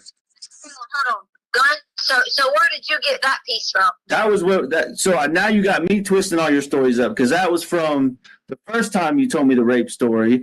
He had a gun to your head. And you told me it was your gun. You told me, but you told me it was your gun. So that's fine. I'm not debating the points here. I said the black one. Okay, fine. But I mean, you know in your heart I would never hurt Gannon. I absolutely believe that. But I'm doing everything I can to help you right now. But Tisha, listen. The thing is, if you don't, but it's not just. I asked you if you killed him. You said no, and I'm sorry. That was a hard question. But if you know anything, or you did anything, or just upset about it, we can work together, and I can help you. But I can't help you if you don't tell me anything. It's just there's so many unknowns, Tisha. Oh my God. I mean, did anything happen that was an accident that you're scared about? Really? I'm just trying to, Tisha, you know, with my Army training, I'm trained to ask all these questions to get us in a safe place, right? And that's why I took the guns out from the get-go. That's just my training kicking in. Oh my God, I really thought, like, I thought out of this conversation, like, I really thought you were going to be supportive of me. I thought you were going to bring your family back together. And I thought that we were going to talk about everything every single day of nothing but Gannon. That's what I'm trying to do. For a second, you would ask me, did I kill Gannon? I can't believe that. Well, I'm glad you said no. That gives me a lot of hope and peace. Gannon. I already told him about how maybe, just maybe, you might have a brother. Maybe. We talked about, we cried about Kobe. We did a lot together. What? What hurt, Gannon? Okay. Stop. Okay, Tisha, let me ask you this way then. I don't believe you killed him. But did something bad happen to him and he maybe he is dead or not with us anymore and you just panicked and didn't know what to do? I mean, is there anything like that? Just any information is what I need. We can help you. I can help you get through this. But but we got to know the information about Bubba. I mean, just think of, Really, yes, I'm just trying to figure out what happened to him. He's gone and nobody knows anything, but you were the last one to hear him speak. Okay, which was Monday when you were driving around and he left the house. The last time we heard him speak, I don't know. I don't know when that was. Before I left, probably. When I left and he went downstairs to watch Pokemon. That's the last memory I have of him. Albert, let me tell you something. People don't have the life that I have. People don't just be a normal person, just doing their thing, finally have what they want to do and be in the sky, working. Oh, they don't do that. People premeditate things in life. There's no sign or indications of anything that I would have ever hurt those children.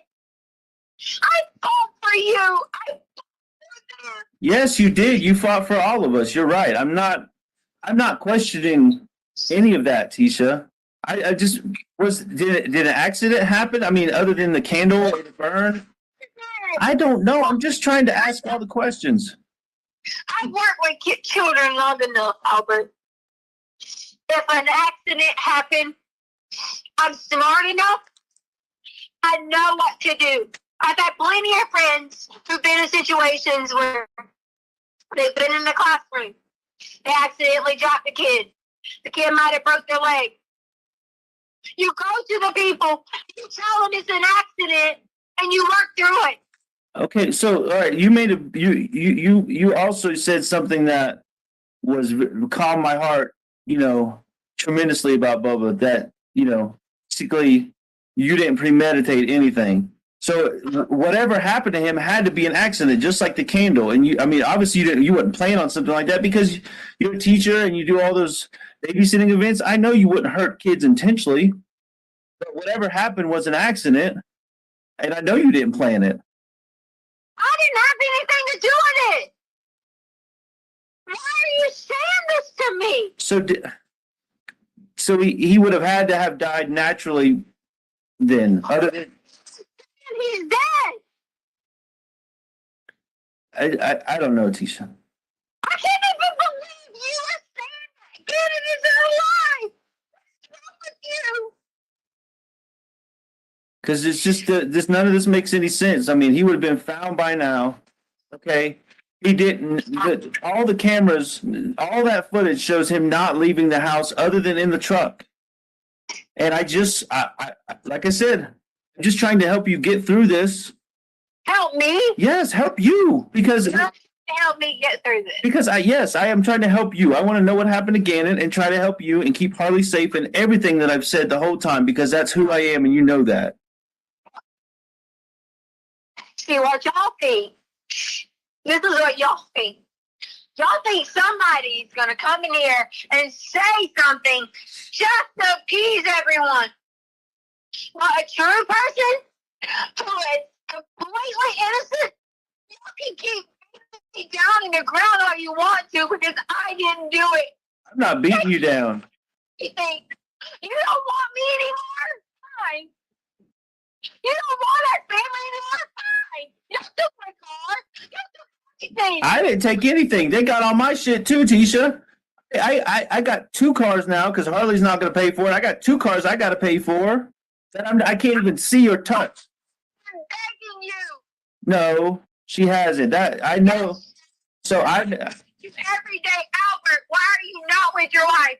If you want to be so honest and ask questions, why are you not with your wife and daughter?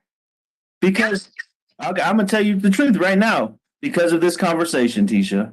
I don't know, and I've told you that the whole time. I'm confused. I'm all over the place. I just can't. I can't get the truth from you or the police or nobody. And now you know it's just even worse now because I got another story I've got to try to make a theory from. Another story. You have never talked to me. But you just told me. You told me a few minutes ago we had, and we went over it. You told me the first story. No, first you told me he ran away. Then it was the rape story. Then it was the second rape story. Now it's the third rape story. I can't believe you just said the rape story. I'm just. What do you want me to call it? The story of Gannon disappearing. Okay, you told me the first version of that, the second version, and now the third version. You a second or third person. Yes. You sit down and talk to me. No, that day that I got home. No, the day I got home, that next morning after my mom and sister and Landon and everybody was at the house, you told me you were texting Bethel and you told her the story. I don't know what you told her, and I kind of don't even. Yes, you do. I don't even care. No. It's all there. How where? My God, I can't believe you're lying to me right now. About what? I'm not lying to you about anything, Tisha. Albert, they had y'all at the police department when I was there. Oh, you mean when Landon showed up and then they brought, I was already there or whatever? Is that what you're talking about? Because that's the only time I know. I don't even know when you're there. I just assumed you had finally come in that night. Or was it the next day you came in? I don't even know, Tisha. You were there because she was talking to you there. Who was? Bethel? She was talking to me at the police station? Yes. Honestly, most of my talking was with Mark, the other guy that was at Starbucks. So I don't know what you mean she was talking to me. I think I might have talked to. I think I talked to her for like 10 or 15 minutes. If I'm Did not tell you anything different. This is how my day went. I was going to lay down. Hey, Tisha, I believe you. Okay. What I want you to answer for me is those simple questions. Did Gannon die and you just freaked out, or was there an accident involved? Did you kill him? Answer all those questions. Those are the ones that I want to know. Okay, I don't care about who talked to who, when we went where. Honestly, at this point, none of that freaking matters. What matters is that little 11-year-old boy is either out there or he's not, and I got to know that. And you're the only one that has any information regarding that. I gave you that information, and you're not going to look for it. No, but you ignored my question. I mean, answer those questions for me. That's the first question. All right. Did you kill Gannon? No. Okay. Did Gannon die on your watch, whether it was an accident or naturally from some injury? No. Okay. Did Gannon have an accident of a serious nature and you freak out and cover it up? No. So the answer is no to all of that. Correct. Okay. Now this is going to be very uncomfortable for you, even more uncomfortable than what I just asked you. But did Harley kill Gannon? God, no. Okay. Any of the same questions, did she have anything to do with an accident, a cover up? Was she involved in this at all with you? No. I haven't been involved either. So there's a blank somewhere that you have not filled the blank. So. How have I not filled the blank?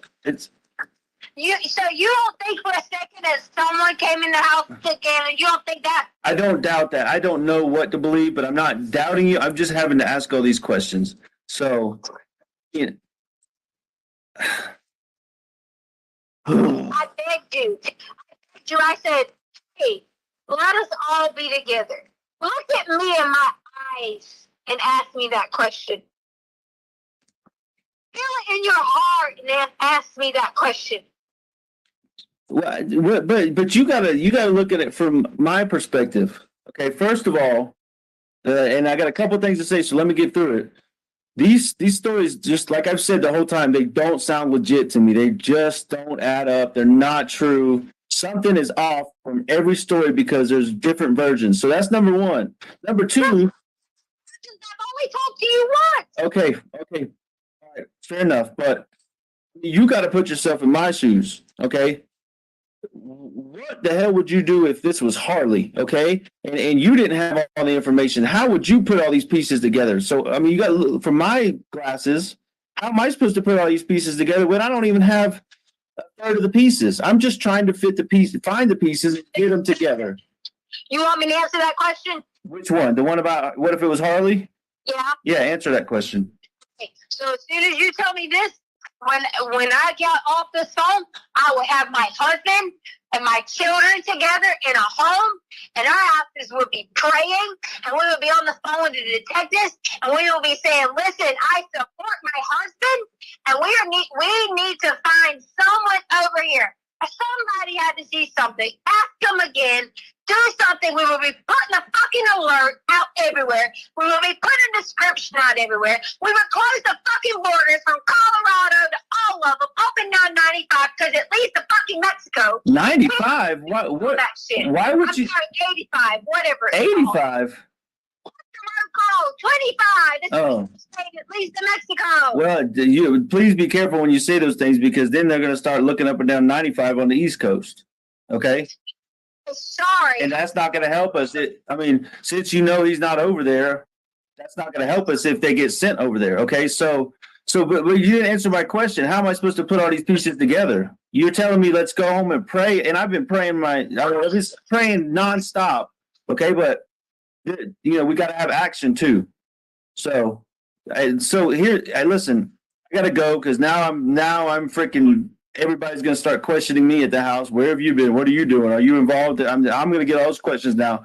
So who are you staying with? Uncle Jeff, and then freaking Veronica and all them that are all over the place. Okay, so why would you have to be anywhere near them? I don't have to be, but you saw we had to do. Listen, and your daughter. Tisha, listen, I had to do these statements and interviews and all this shit. It's just nonstop. Every day is something else. Okay, so if you think all this information is what they need, apparently the El Paso people haven't done their job and they haven't forwarded it to the FBI. So I don't know. There's some Amber lady called me from the FBI, and I'm gonna just email you her number and her name. And if you want to pass this information to her, that's much higher than the freaking CBS or whatever you call it.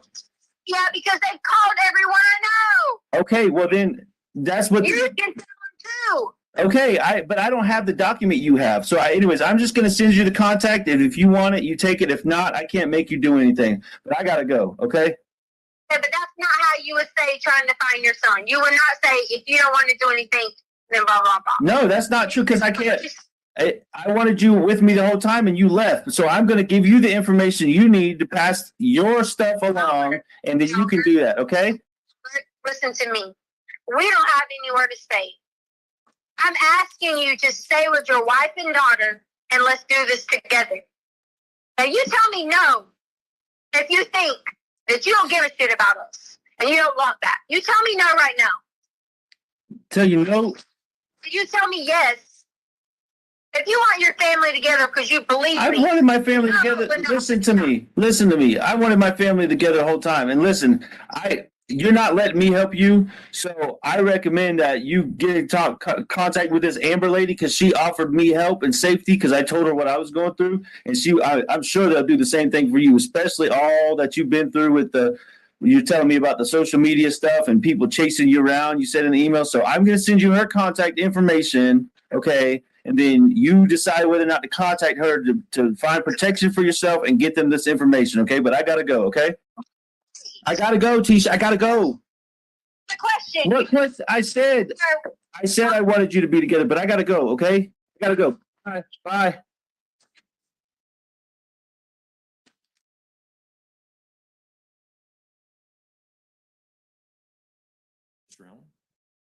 Getting Mr. Stauch back up on the. Okay, Mr. Stauch, if you would resume your seat on the witness stand, I remind you, sir, that you're still under oath.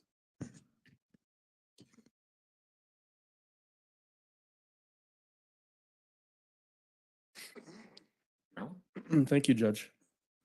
At the time of this call, Mr. Stauch, did you know the defendant's location?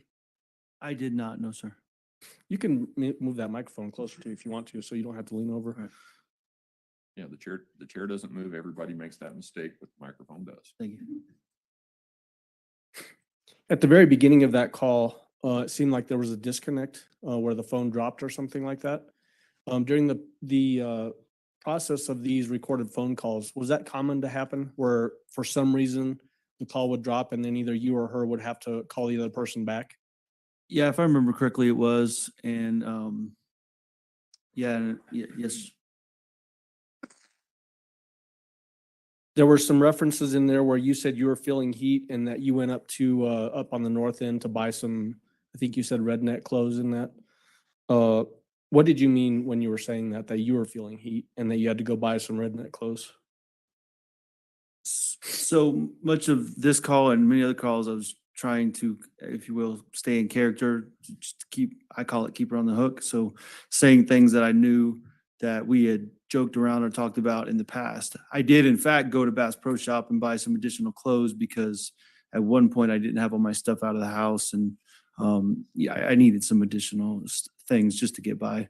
So it was kind of telling her actually what I did, but also using something from our past to keep her on the hook. So, And in that portion of the conversation, you said you hoped that you would run into her while you were up north. Right. For context purposes, had the defendant told you that she was staying with somebody up in the north part of El Paso County? she did. I said there was some story. I don't remember the specifics, but yes, she was up there, and that's why I referenced that. When I say she, I meant the defendant. Okay, and but you didn't have any independent knowledge whether she was up north in El Paso County or someplace else even in the country? No, sir. I had no knowledge of her whereabouts, period. She mentioned in that phone call about Gannon stepped on something in the garage and cut his foot on the boards and got blood on the boards. Yes, I heard that. Can you describe for the jury and what boards she would be talking about and where in the garage those boards might have been? So as you saw in a photo, the garage was pretty messy, but there was, depending on what project I had going on, I would stash boards on that. Looking into the garage on the left-hand side, I'd lay them down so she could drive over them. When she parked her car in the garage, I just ran out of room as I had projects stacking up and whatnot. And just so we're orienting ourselves correctly, when you say looking into the garage on the left-hand side, you're talking about from the street. From a looking street in. view, yes, sir. Yep. Was it common for Gannon to take out the trash as was referenced in that phone call? Absolutely. That was one of his chores. Where was the trash? Where would he take it out to? So once again, from the street view, the gate that was referenced numerous times was to the left of the garage. And so he would typically go out the back door through the backyard and then around the house to the trash can because the gate we kept locked typically. So let's talk a little bit about that backyard. Was it completely fenced in? Yes, it was fenced in all the way around. Yes, sir. What kind of fence did it have? I believe it was a wooden fence. I think, yeah. Was it short fence, tall fence? It was like a maybe 6 or 8 foot privacy type fence all the way around. Okay. And joining, the neighbors had joining sides, so there wasn't 2 fences. It was just 1 fence on each side and the back that joined the neighbors. How many gates in the backyard? Just the one on the, as I referenced already, the left-hand side looking at the garage from the street. There was reference to a key in that phone call as well, a key to the gate. Yes, sir. Did you keep that gate locked, closed? Yeah, we kept it locked. The only time I really remember unlocking it on a regular basis was to cut the grass in the backyard. Where was that key normally kept? I had a little basket of just whatever, just doodads on top of my dresser or somewhere in the master bedroom, and the key would be in there. It was a couple keys on a keychain, and I kept it in that basket. Was the lock on the, hopefully I'm going to describe this correctly while I'm asking this question. Was it a padlock, first of all? It was. Was that padlock on the outside of the gate, meaning closer to the street or on the inside yard part of the gate? No, for instance, if Gannon were to unlock it, he would have had to go through the backyard and access it from the backyard side of the gate to unlock it. He could not reach over from the front yard side. Is that clear enough? Yeah, so just so we're clear, the lock that is locking the gate is on the inside of the yard. Yes. Yeah, on the backyard side. Yes, sir. How tall was Gannon? Oh, I don't remember right off the top of my head. Approaching 5 foot. I don't know if he had hit 5 foot yet. Is it in that range? I guess, just to really drive home this point, maybe unnecessarily, but was he tall enough or did he have long enough arms that he could reach over a 6-foot fence and unlock the gate? Yeah, let me reiterate. I just mentioned that a second ago. He could not open the gate from the front yard. I mean, if he was standing on a ladder or something, but standing on the ground, he could not. He was not tall enough to reach over and unlock it. He had to go from the back. Could you even? I think I could. Or pull myself up far enough to get it. I'm not sure, but I don't remember ever doing that. Okay. Because the lock was a little bit, it hung a little bit lower. It wasn't at the top, so. Okay. There was mention of Kobe. Who is Kobe referenced in there? Kobe Bryant, he died, as many of us know, he died on that Sunday, which I think would have been the 26th. And I think it was in the phone call, I said, she had sent me a text message about it right when I landed at the airport in Lawton, Oklahoma. That's when I found out. Okay, so just, she had sent you a text message in reference to Kobe Bryant dying in that helicopter crash? Yes, sir. Okay, and that's what that references to? Yes, sir.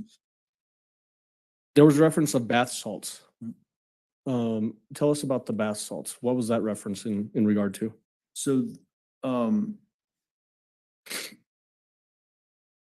some years ago, bath salts became kind of a recreational drug or something. I don't know much about it. I don't think that's the same bath salts as you put in your bathtub.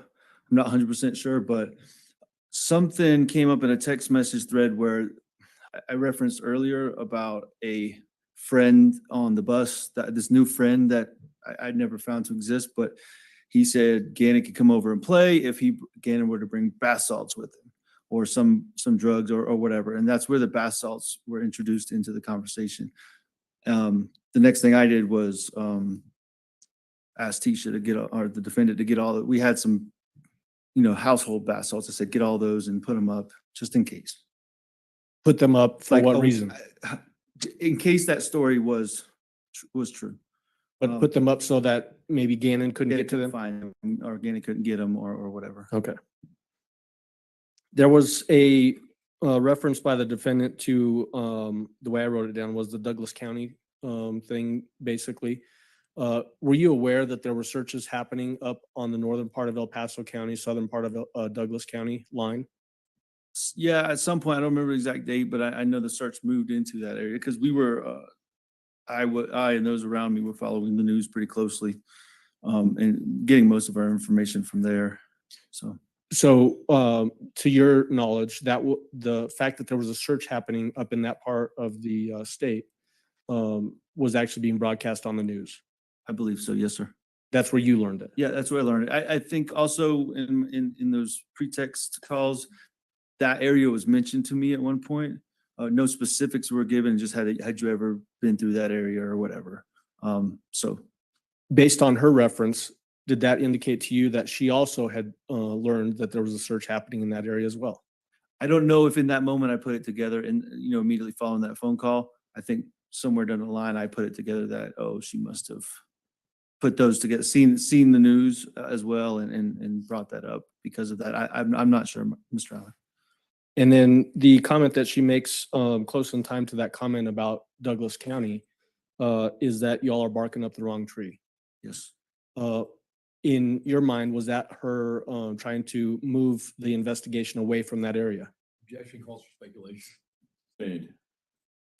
Who was Uncle Matt? That's the first, I think I said that in the phone call. I've never heard of, I brought up the defendant's sister's ex-husband or ex-boyfriend or something. That's the only person I could think of the name Matt that could have been referred to as an uncle. No other person that I've ever heard of. So when she said Uncle Matt, that is not a name that you knew about? No, sir.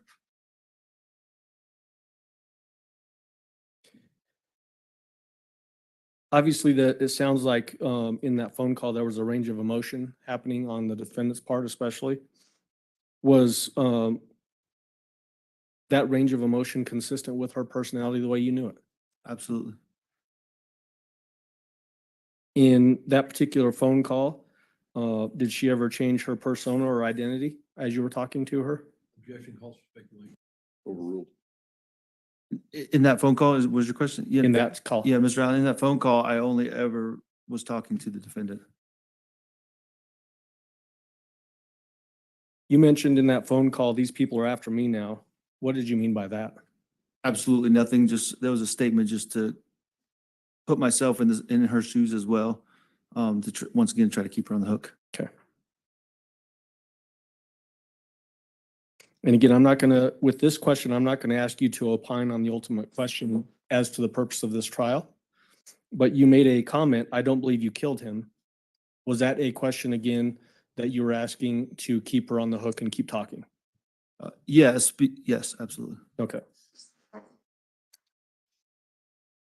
What about the idea that you made mention in that phone call about even you were not getting truth from her or even the police?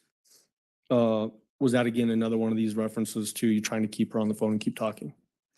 Yeah, absolutely. It was a little bit of both. I felt I wasn't getting truth from her, but she was saying the police aren't doing their job. So it was a little bit of both.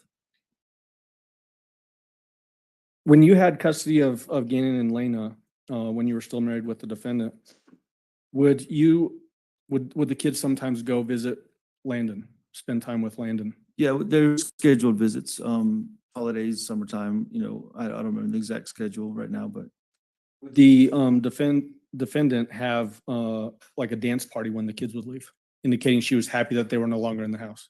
there was one or two times I remember her and Harley, or excuse me, the defendant and Harley, having I call it a dance party. This would have been when we lived in Myrtle Beach, when I did not yet have custody. So it was like weekend visits or whatever after they left. And then I think it's clear based off of the context of the way that call unfolded. But did this call occur before or after Gannon's remains were found? This was before. Okay. Judge, the next portion that I intend to get into would be the next phone call, which is about 37 minutes long. So I'm wondering if we should potentially. Yeah, council approach for a Okay. moment.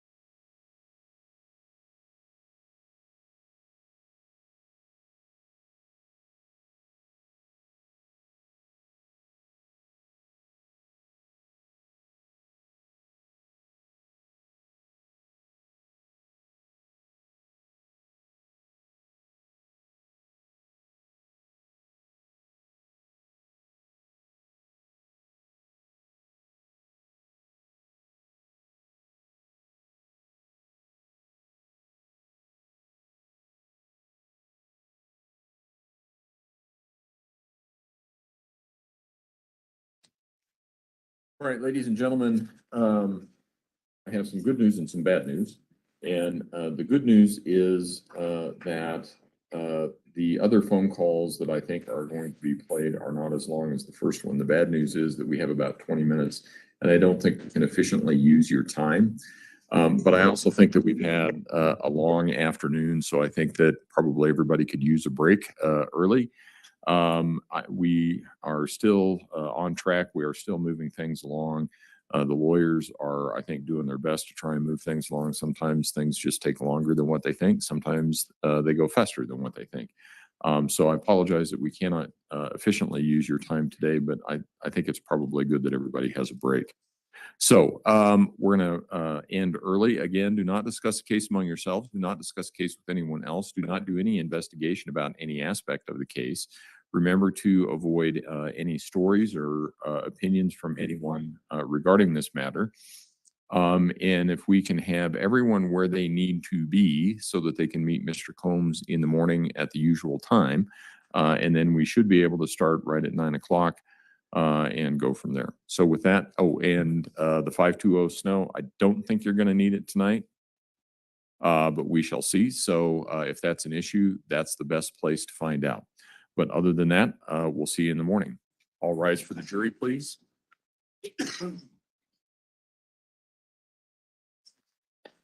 What's your steps?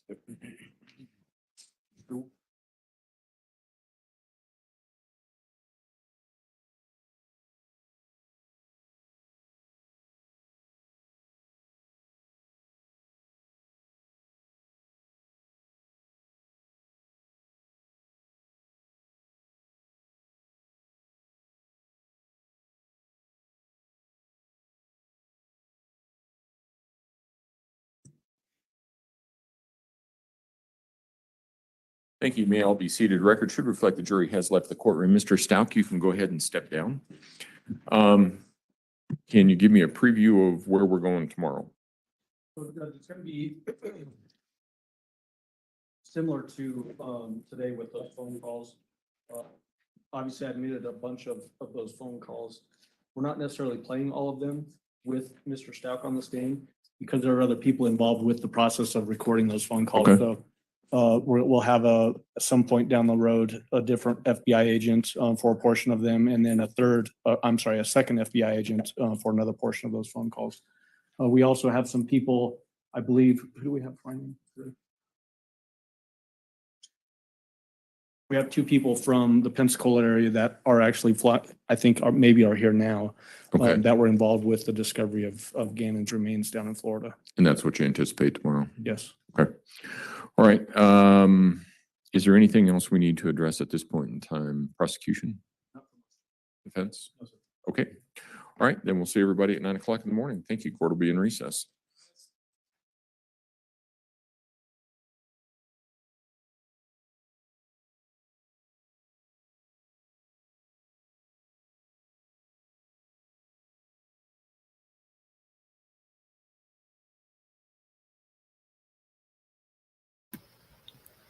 All right, so that's it for day 2. Day 3 starts tomorrow at 9 a.m. And that's Mountain Standard Time. There is no court on Thursday, so it'll just be tomorrow and Friday for this week. And I appreciate you all being here. Thank you so much. Please give the video a like and subscribe on your way out. And I hope to see you tomorrow. Have a great evening.